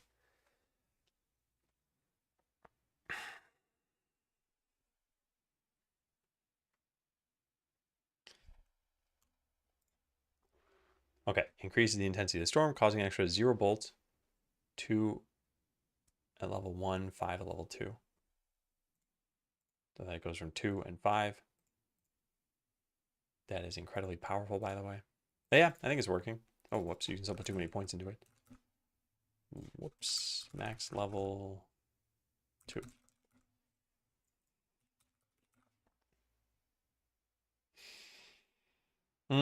Okay, well, that's the only skill in the game right now that needs that. So now let's look at the next one. Inspiration. Casting Fireball adds a 0% chance to inspire mental swiftness. Inspiration. Let's give this a max level of 2. And change this to be, it used to be 3%. So times 2.5 would be 7.5. I don't think I want to set it to 7.5.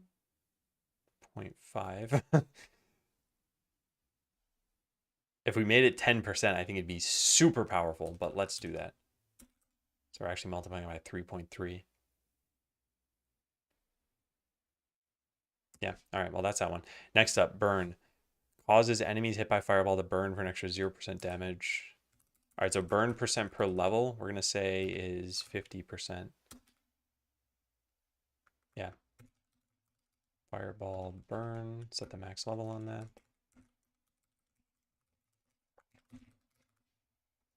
All right, what's next? Echo Strike. Max level 2. Lightning Zaps, Echo Strike. All right, percent per level, same thing, just 50%. What does this even control?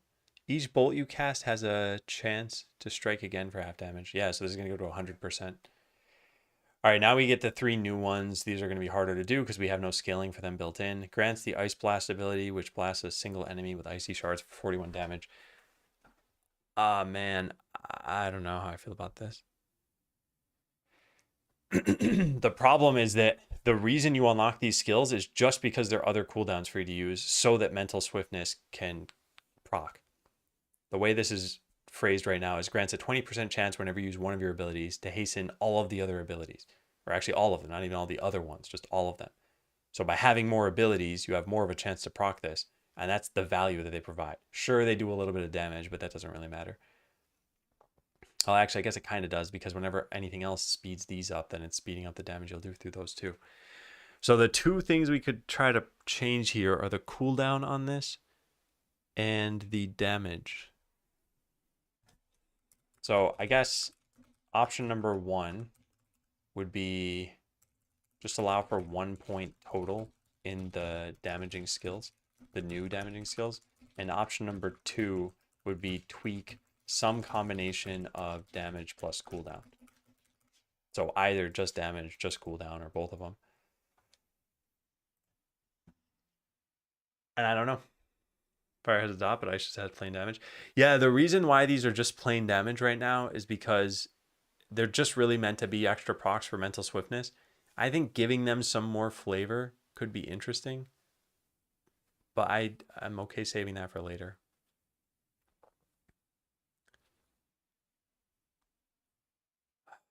Cooldown. I don't think you'd put multiple points in this if it's just for damage. Yeah, it'd have to be a lot of damage. But that's a balance concern. And I don't think this is fun. 1 point in it. Why not allow for 2 points? How bad would it be if it doubled the damage? That's pretty much what this is doing, right? Yeah, this is pretty much the exact same skill. Cause enemies to be hit to burn for an extra. Oh, this is before I tweaked it. I upped it to 50% per level, I think. So if you got 2 points in this, it's basically your fireballs hit twice, which is one of them is over time, which might not even be good. In fact, it's probably not very good. So if we're going to increase the damage, we need to increase it by at least 50% of that skill. And if we're going to decrease the cooldown, then we can decrease it by really any amount, and it would be a buff.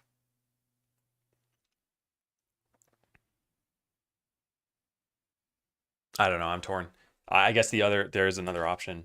It's kind of what Matt hinted at. add another effect with these skills. E.g. ice slows the enemy. I don't know what boulder would do, or slag mine. Stun or slow with cold spells, yeah. But I feel like that would just be inherent to the skill and not necessarily need another point for it. Fire dot on an enemy, hit it with ice. Some effect like vapor, blind, or burst damage.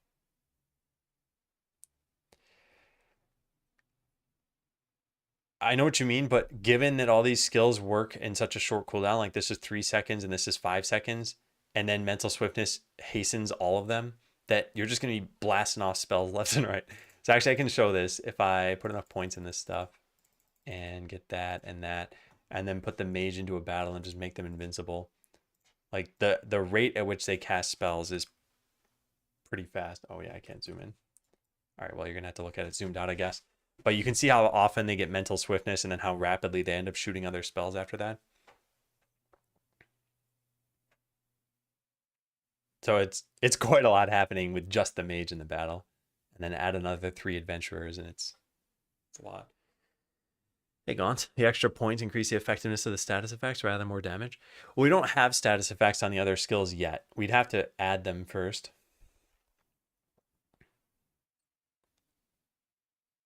And yeah, I guess that's option number 3.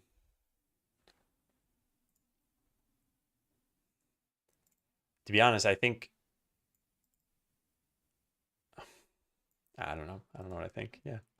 I don't know what I want to do. I think that just 1 point route makes it like, oh, you definitely want these. Maybe, you know what we could do? Okay. What if we started the cooldowns even higher and then you decrease them? So Ice Blast started at like once every 8 seconds and you could lower it to once every 5 seconds. That could be interesting. But that would be the first case of a skill doing different things when you put points into it.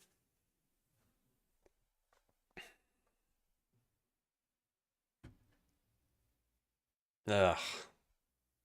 Ugh. I don't know. I'm very torn. I think we just set these to a max of 1 for right now, which maybe means we should allow for a 3rd point somewhere else, so the mage isn't one-dimensional. It's like, why wouldn't you get these 2 things? I guess they don't necessarily do AoE, although they speed up this AoE.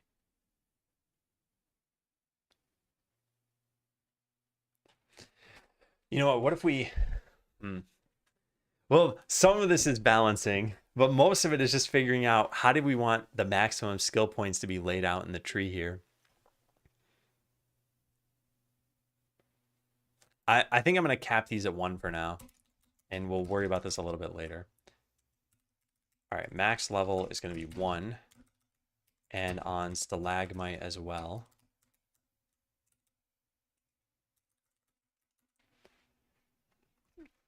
I don't know if they are no-brainers. Imagine if you only had... Well, let me restart this. Imagine if you only had 5 or 6 points to put into this tree. Like, at that point, your choices become a little bit more meaningful. So we're going to... I know it says 9, but imagine you only had 5 or 6. So this one, okay, maybe you get an extra 5 bolts here. And this one, you get an extra... what is it? An extra 5 bolts or 10 bolts at half damage. Like I said, 10 bolts at half damage. But then you didn't unlock these skills, and not this one either. Every time you cast a spell, your power increases by 0.5% up to a maximum of 50%. This is pretty good. And this makes all your skills better. So that's one way to build this. And another way to build this would be like, I guess you had to put a point in here. Yeah, so add the chance to get mental swiftness. Add this, which also adds a chance to get mental swiftness. Maybe get another couple bolts, that.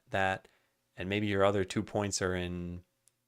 maybe you can put another point into this. Yeah, I'm not sure.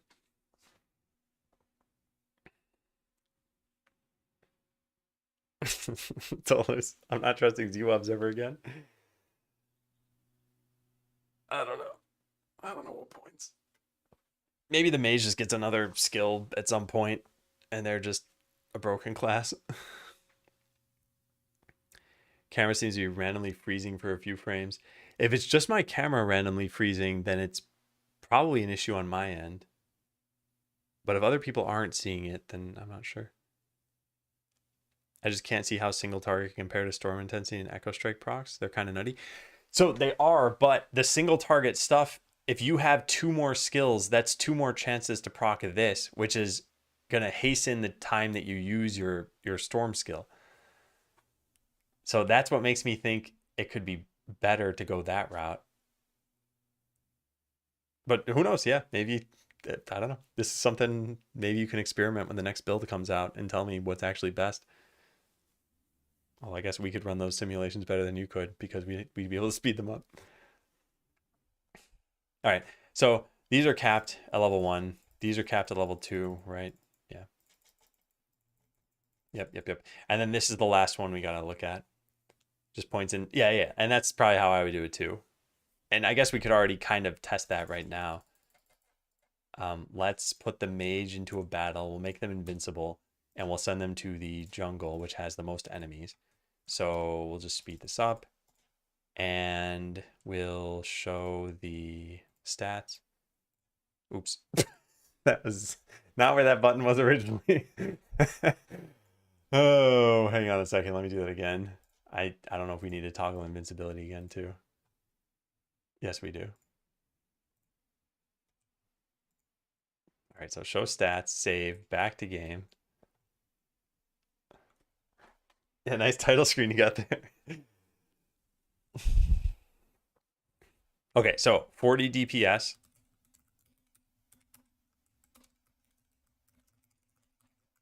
40 DPS, and then the next one is 40 DPS. That's very odd. It generated the same DPS twice. There's a proc chance of 20%, so that would mean that it happened exactly the same number of times, I guess. Yeah, now it's 30 or 39.8 DPS. All right, so that's no skills. Now let's go for a build that is mostly the storm intensity stuff. And then, Matt, put 1 more point in somewhere, because I'm going to let you dictate this. Either inspiration, so fireball has an extra chance to proc mental swiftness. Burn, which you're not going to want. Ice blast, which grants you ice blast. Stalagmite, which grants you stalagmite. And then empowered spellcasting, which I'll leave on the screen.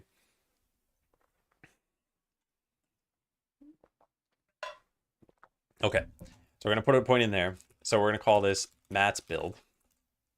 Both lightnings and empowered spellcasting. And let's do 3 trials of this. DPS is obviously going to go up. All right, so 77.6. Better do well, Matt's build. Yeah. 83.3. And 82.5. Okay, so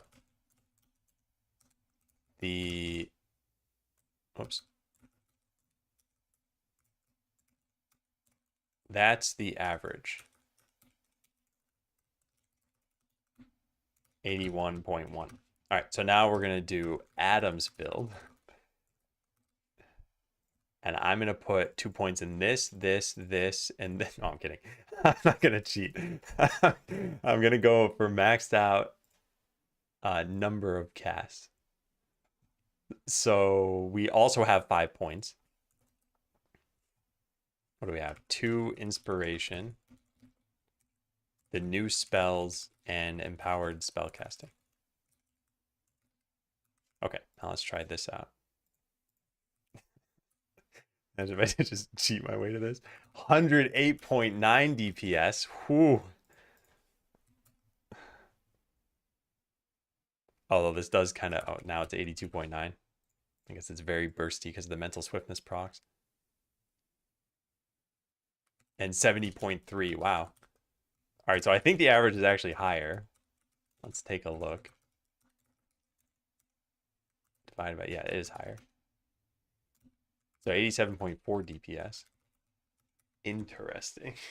Interesting. Well, who knows? I mean, we could have gotten 3 trials of 70 and we would have concluded that it is not very good.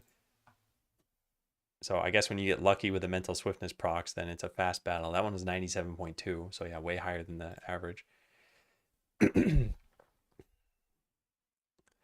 and that was 74.6, so lower than the average. So yeah, very, very much all over the place because it's all based on how many procs you get of this thing. If I take one out of empowered spellcasting and put it into storm intensity, we're not doing balance testing. I'm just having fun at this point. Oh, that tanks to the DPS, 68.5. Huh. 76. Interesting. 88.8. Yeah. Yeah, so Matt's build is very consistent. Anyway, yeah, cool. The last thing we got to modify is this. Every time you cast a spell, your power increases by 0.5% up to a maximum of 50%. You know what I think I want to do for this one? I think I want only the first number to change. Every time you cast a spell, your power increases by 1%. So that way short battles, you still have a benefit for. Empowered spellcasting. All right, so power bonus per hit per level. Yeah. And we're going to get the level here. And we're going to get the per level.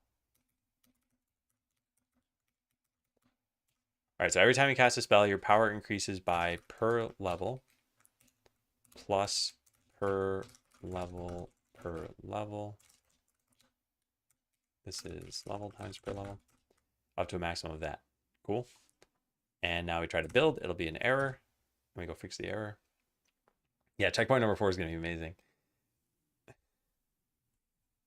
And for the, oops, what did that? I accidentally clicked whatever the checkbox was. I wasn't trying to click it. I think it said remember my choice for next time, and I chose abort. So that means if I try to build, it's not going to run the game. I guess I do always choose abort from that dialogue, so I guess I actually did want that to happen. Okay, yeah, well, whatever, cool. Accidental click ended up helping out. Okay, so this is per level. This is based on the buff, which means you definitely have some amount of this level right now. So level equals... And it just makes things up sometimes. And this is a case where it just made something up. Level times this times numcast. Yeah, perfect. All right, let's take a look at that in game. Error exists after the error thing. That was fine. I checked a box though, and I think the box just said remember my choice for next time because I knew there'd be build errors. That part I know why the dialogue showed up. I just didn't mean to check the bottom thing. Okay, so now if we get down to the bottom of this, it says every time you cast a spell, you're... Oh, that's broken. Wait, how did I break that?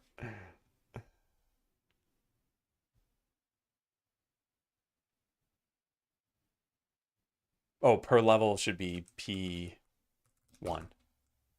Yeah, okay. I forgot that part. Anyway, the thing I started to say earlier, which I didn't actually finish saying, was that we have a title screen, we have the credits. Well, that's in a different... Wait, what? Oh, I didn't merge that yet because of the links being broken. Yeah, anyway, we have a credits page. We have a settings thing right over here too. All right. Let's put points in this.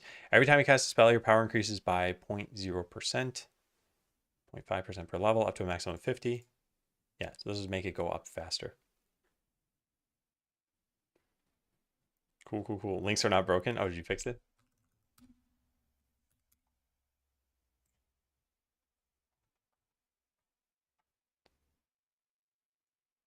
Created a URL, rich text label. You can use automatically handle these. Yeah, sounds good.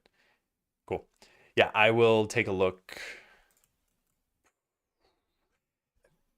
I was going to say after we get done with this, but I think it's going to be after we get done with all of this. And this is not going very quickly. So yeah, maybe on Wednesday. Normally I would work on Tuesday and just not stream it, but I don't think I'm going to be working this Tuesday or Thursday. And I'll get back to my normal schedule the next week. I'll also get back to, I think, mentoring next week, right? October 21st and 23rd, yeah. All right, well, mage should be done. So I guess let's go look at the mage in totality and make sure it's looking good. Increases the intensity of the storm, causing an extra 0 bolts, 2 at level 1, 5 at level 2 to strike. Yeah, and this is the nice thing about being able to remove points. If you're like, oh, what does that mean? Am I going to get 7? And you click it and you're like, nope, it's 5. You can just subtract a point. Yeah, casting Fireball adds a 10% chance, 20% chance to inspire mental swiftness. This is nuts. At least I think it's nuts. Actually, maybe it's not compared to these. Oh, I guess if you just wanted to cast a ton of spells, then you would still put a point in this. Burn probably sucks now.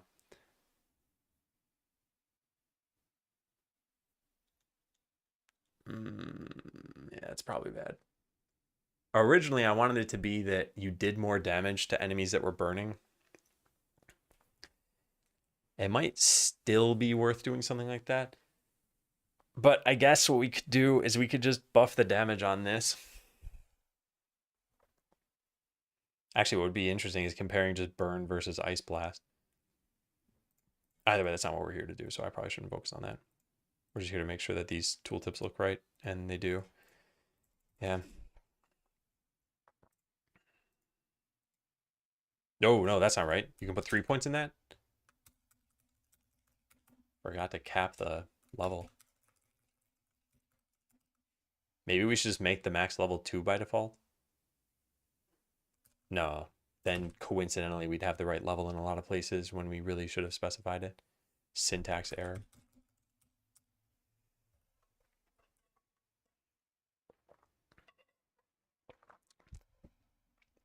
What if burn gave it AoE? It could. I think something that could be kind of cool. I have a bunch of thoughts on what I'm about to say. But imagine if burn said something like this. Your fireballs cause the target to burn for 8 seconds. While burning, they can spread, or the target can spread the fire to adjacent enemies. Something like that. And also they take damage. Takes damage and can spread the fire. Okay, so cool, right? Neat ability, flavorful, makes sense for fire. Fire can spread. The problem is now battle duration comes into play, which is, would you want to do this if battles are just going to end in, let's say, 5 seconds? And the answer is, well, probably not, unless all this is playing out in hyperspeed or something. And I think this is what happens with a lot of RPG battle systems. Is there are cool abilities, but they never really get a chance to shine because battles are either too short or too long. And I think the first things to get affected are any overtime abilities. The overtime part means long equals good. You want battles to last for a long time so that the whole thing can play out. And in a lot of games, there is an obvious trade-off here. You have a direct damage ability that does 10 damage, and you have a damage over time ability that does 15 damage, but over maybe, whatever, 7 seconds. So it's like, well, if you think there's another 7 seconds in the battle, then obviously you should use this. And if you don't, then you should use this. And that's cool until you've totally invalidated an entire category of skills by saying, well, battles just only last 4 seconds. So now this thing just never does as much damage. And there can still be reasons in games to use that. Maybe there are cooldowns, maybe there are mana costs, maybe there's resistance to one of the types of damage. But in Skeleseller, the battles are pretty simple. So we just need to make sure that they're lasting for long enough. Now, there is another interesting part of automated battles, which is if the battles last for a little longer than you might have wanted manually, it might not be a problem. So if you're standing there casting the same spell 400 times in a battle, you're going to get bored. But if your character is doing that for you, you won't get as bored. And in the beginning of the game, we still need to make sure it's balanced so that the battles aren't taking forever because you're just standing there watching them play out. But eventually you'll have items to move around. You'll be upgrading your town. You'll be putting points in adventure skills. And if this is all just playing in the background, if I have auto battle on here and I've got another battle going over here with these characters and another battle going over here with these characters, then you might not care as much.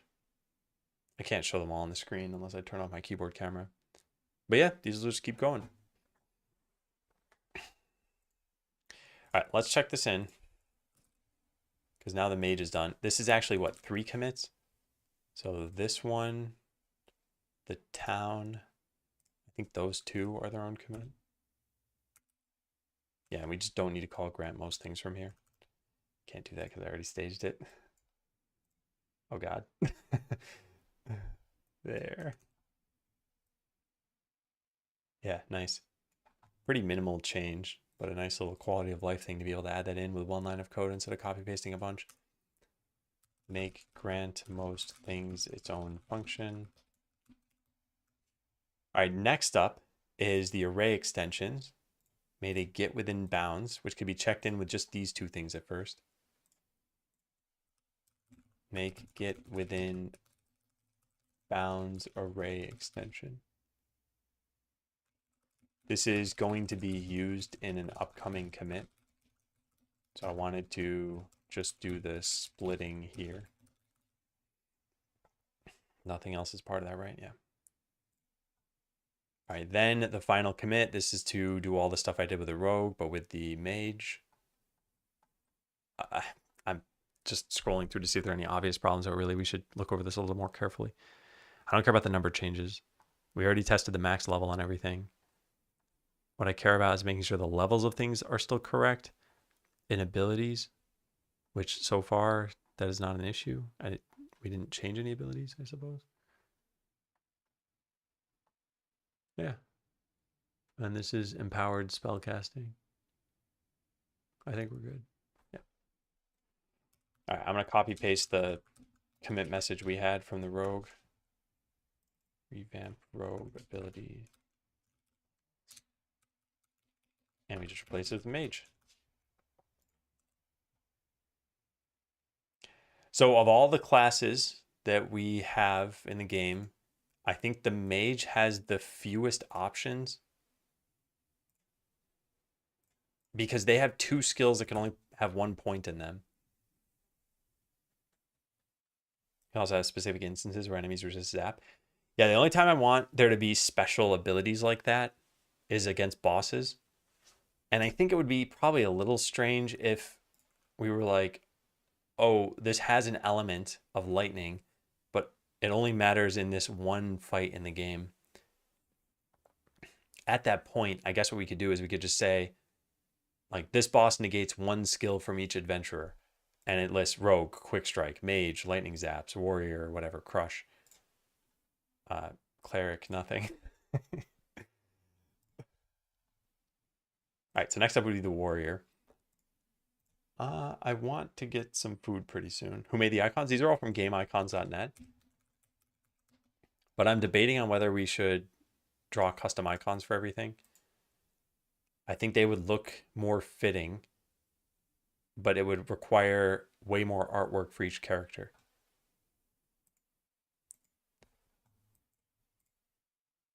All right, warrior. How about we just quickly look through the new abilities we have? This has some clear numbers we can change. This has some clear numbers. This is, yep, it's all fine. This does not have any numbers. Shield of Unity. Harmony does. Resonance does. This does, yeah. I think they were all designed that way, so I think it should be okay. This does not. That one might be a little bit tough.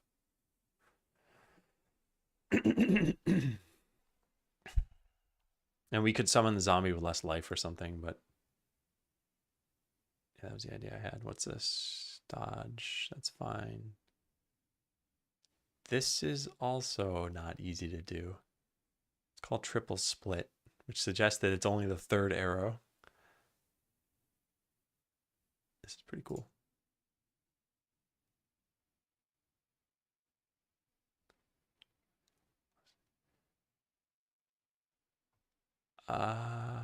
Okay. You know what?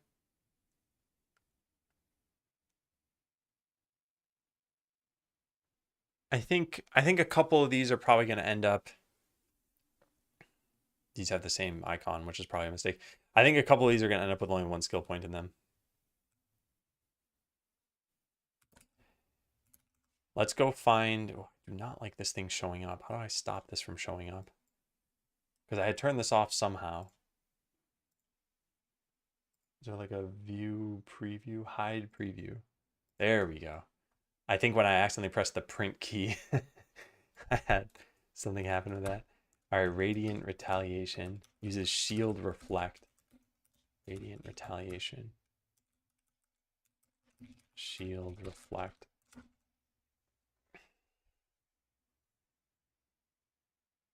How tired of Joe? What do you mean? Like how tired would Joe be making all of these things? Because I imagine pretty tired. Ah, is, yes. Very.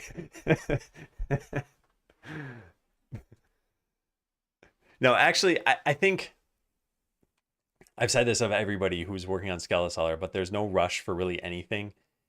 And part of it is we don't really have any official deadlines. We might eventually.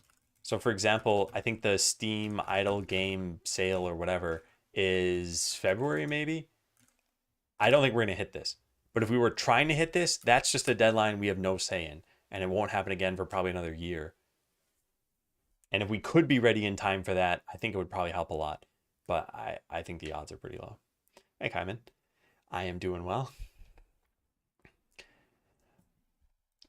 Yeah, I'm trying to avoid any sort of time pressure on people. I recognize there's an inherent time pressure when I have checkpoints, but so far no features have been critical for a checkpoint. As shown by save and load being broken, as shown by no music being in the first two checkpoints. A lot of other things just you'd kind of expect. Fix icon on Radiant Retaliation. All right, should we start the warrior? No, I don't think so. I've been streaming for 3 hours and 40 minutes.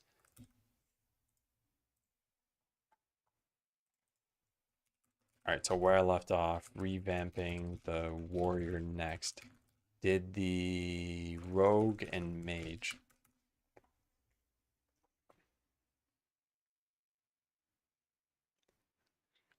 Yeah. Yeah, I think this is the stuff we're going to work on in the afternoon.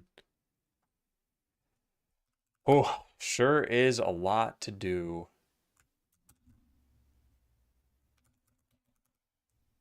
Okay, so merge PRs from Dark and Kevin.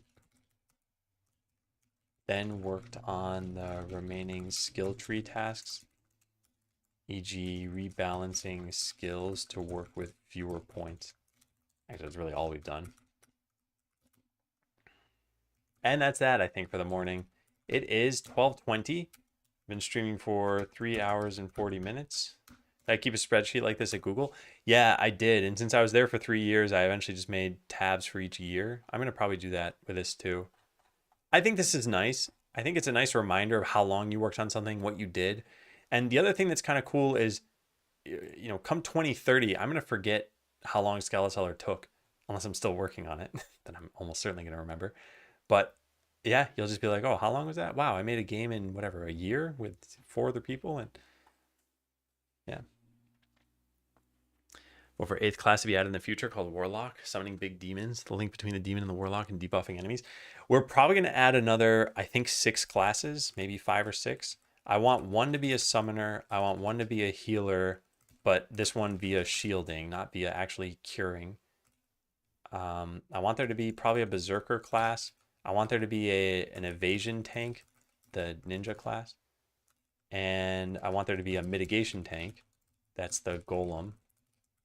This is actually the first non-human class we're going to add. I don't have a picture of it. Oh, wait, no, it's in the game, I think. Let me see if I can... Well, it's in the game folder. It's not actually being used yet. No, it's not even in there. Never mind. Bard who plays your music. I hate the reminder how long ago I started things and never finished. Well, I'll just finish them, Strawn. Also very helpful for working on promos. What's very helpful? I might have missed something. Yeah, user said that. I know. I'm just kidding. Yeah. Yeah, so I want to add at least these 5 classes, and then we probably have space for at least another like 3 to 4 that could be pretty easy to develop. But then I think we'd start having a lot of overlap. In fact, even when we make classes now, I look at the skills and I'm like, okay, this needs to do something. What can we do? And it's like, oh well, plus power, or minus dodge, or whatever, something else. It's like, okay, we're kind of running out of some design space just given how simple the battle system is. The other thing is a lot of characters in games, they like if you think of what is a damage dealer in a game, it could be direct damage, it could be AoE, it could be damage over time, it could be a whole bunch of other things. But beyond those high level categories, it's all just kind of reframings of the same thing. Like, oh, I do 5 damage now and then 2 in my next strike, or I increase my critical hit by a certain amount, which is, it's all just ways of increasing your damage, right? So it's like when you have an automated battle, the play style isn't changing. So it's kind of even less interesting to have a lot of those here. Oh, I see. Yeah. Work being, oh, promos. Oh, that kind of promo. Okay, sorry. I took this as like promotion of a game, as in marketing, and I thought that this was referring to whatever I talked about before that. Deadlines. Yeah, that's what I thought. That's why I could not interpret that correctly. My bad. Yes, it does definitely help for promotions to just think about what work you've been doing. Game was started in 2016, close to being done, never finished for release. Project tracker is hard to look at. Yeah, I still think this is why it's important to set out what your goals are, to actually maybe even explicitly write them sometimes. Like, goal, have fun making a game. And this goal can be accomplished without you finishing the game. But if your goal is like release a product, then I think by having it written down, by reminding yourself that this is your goal, you'll change your decisions that you make. So for example, as a very simple thing, I have a tooltip that's showing 0.0% in the tooltip. And I'm like, I really want this to be 0%. Changing this is something that if I were working on this just to have fun, I might be like, you know what, this is fun, let's go do this. But the goal is not to just have fun. That's only part of it. It's to release a product, and this is just not important. So I did not spend whatever that would have taken, half an hour, I don't know how long, to write a generic function that works for all the different locales, and like, it's just time I didn't spend. So I think having your goals at the top of your mind can change what you do. I don't think it's a bad goal to have fun. I'm just saying I also don't think then releasing the game or moving on to a different project impacts that goal. I guess that's what I'm trying to say. Like, you should feel good about what you're doing because you're meeting your goals. If your goal was to have fun and you weren't having fun, or if your goal is to make money and you never release the product, then you're not meeting your own goals. And there is a problem, or at least, according to you, because that was your goal. But yeah, if it's have fun making a game and you had fun making the game, then there are no problems. Everything's good. Yeah. 1 hour for a function. 1 hour for a function that's like locale agnostic or accommodating, I guess I should say. If it were literally just like chop a decimal point off of this, it'd be very fast. But I need to test it in like, does it work with French and does it work with whatever else? And yeah. The point isn't that it would take an hour, by the way. The point is it would take more than 0 minutes. If something takes you absolutely no time to do, which is, I guess, kind of impossible. If something takes you less than 10 seconds to do or whatever, yeah, there's basically no cost. You might as well just do it. But if it takes any longer than that, yeah. And this is, again, I said how much I learned working on Botland. I think this is one of those things. Looking back, my goal with Botland was pretty much just have fun making a game. It wasn't make a business. It wasn't have it be self-sustainable. Like, those were things I talked about, but I don't think it was really where my heart was. And with Skeleseller, I think I'm treating this much more seriously. I'm putting a lot more time lately. I'm making sure that we fleshed out the team to the point where we can move quickly enough. So yeah, I urge people to consider this for themselves, because otherwise, if your goals are not aligned with what you're actually doing, then I think it's really easy to get demotivated. And I think a lot of people run in the case where they start a hobby project and then they just don't finish it, and then they might feel bad. And there's no reason to feel bad. You almost certainly, if you spent any longer than like a day working on a project, you almost certainly learned a ton. You probably had a lot of fun doing it. It was probably part of your life routine for some amount of time. And it kind of changed who you are as a developer or a person. Watching you makes me really want to start my own game. Godot, do it. Yeah, do it. Godot is so easy to get started with. I'm not saying it's easy to finish a game in Godot, but it's very easy to get started with. It's free. You can download it even on a slow internet connection within 5 minutes. it's really, and just open it and start a tutorial or something. Someone who's never developed more than console applications, do you recommend the grind to learning game dev? I do recommend it, and I don't think it's as exhausting a grind as learning some other things, but I think your interest in it matters quite a lot. You could be learning anything, some super technical, like you could have taken calculus to the maximum degree. And for some people, they'll be like, oh, that's worse than watching paint dry. And for other people, they're like, I love solving problems. I love learning this stuff. With game dev, I think what's nice is that almost everyone doing game dev likes games. It's kind of hard to not be in that state. And liking games is enough motivation usually to make you want to get started. And the nice thing about games in particular is that they're usually very visual, very interactive experiences. So it's not just, oh, hey, I made the back end 2% faster. It's like I added a feature that now you can interact with and makes the game more fun. And I think getting that kind of feedback as you're going keeps you motivated. My big drive for programming is seeing something turn into something, if that makes sense. Yeah, just making something. I think it's a creative endeavor. And I think it's like any other kind of creativity. You have visual creativity, you have musical creativity, you have even sort of just the logical creativity of how do I develop something in a performant way. And they all come together with game dev. And you can shift whatever parts you don't like onto somebody else, especially now that there are asset packs, there's, CC licensed music, there's all sorts of ways that you can get started without needing the entire skill set. And I think we're at a point now with games where AAA games are out of the reach of solo devs to make. Like you're not going to be able to make a game that, I don't know, is the breadth of GTA. You just can't do that on your own at this point. And knowing that those games are out there and that you can't make them, I think that's a little bit rough, because there was a time in gaming where a solo dev could have just done everything. I've been watching a lot of NES games lately. By the way, Caleb, thank you for resubbing and congrats on 1 year. Hello, hello. I've been watching a lot of NES games. I found a channel that does walkthroughs of games, and I've never watched something like this before. I've watched Let's Plays, I've watched task runs, I've watched speed runs, but I've never watched someone who they're not trying to do it as fast as possible. They're just doing a walkthrough. And for NES games, this typically works out to be like 1 to 2 hours of gameplay. And looking back, they're not that expansive, even the biggest games. Like the art needs, the music needs, a lot of music loops, even on the NES, were like 10 to 30 seconds. And it's not like they involved 40 different instruments or something. I think you had like 4 sound channels and you had to be careful about how you're using them. So yeah, you were limited enough that it wasn't too intense. You could have made at the time what was a AAA game, and your real problem was probably just finding a way to develop and get licensed, maybe publish it. Yeah. I'm afraid I'd accidentally make a game that tells a story that's already been told. I don't think you should worry about that. Also, I think it's practically impossible to come up with anything sort of truly unique at this point. Like every story goes back to a story archetype that's been told a million times in a million different ways in a million different pieces of media. And I think it's just, what do you add to it? So yeah, there's no truly unique story, but you combine things in a certain way that makes it unique as a whole.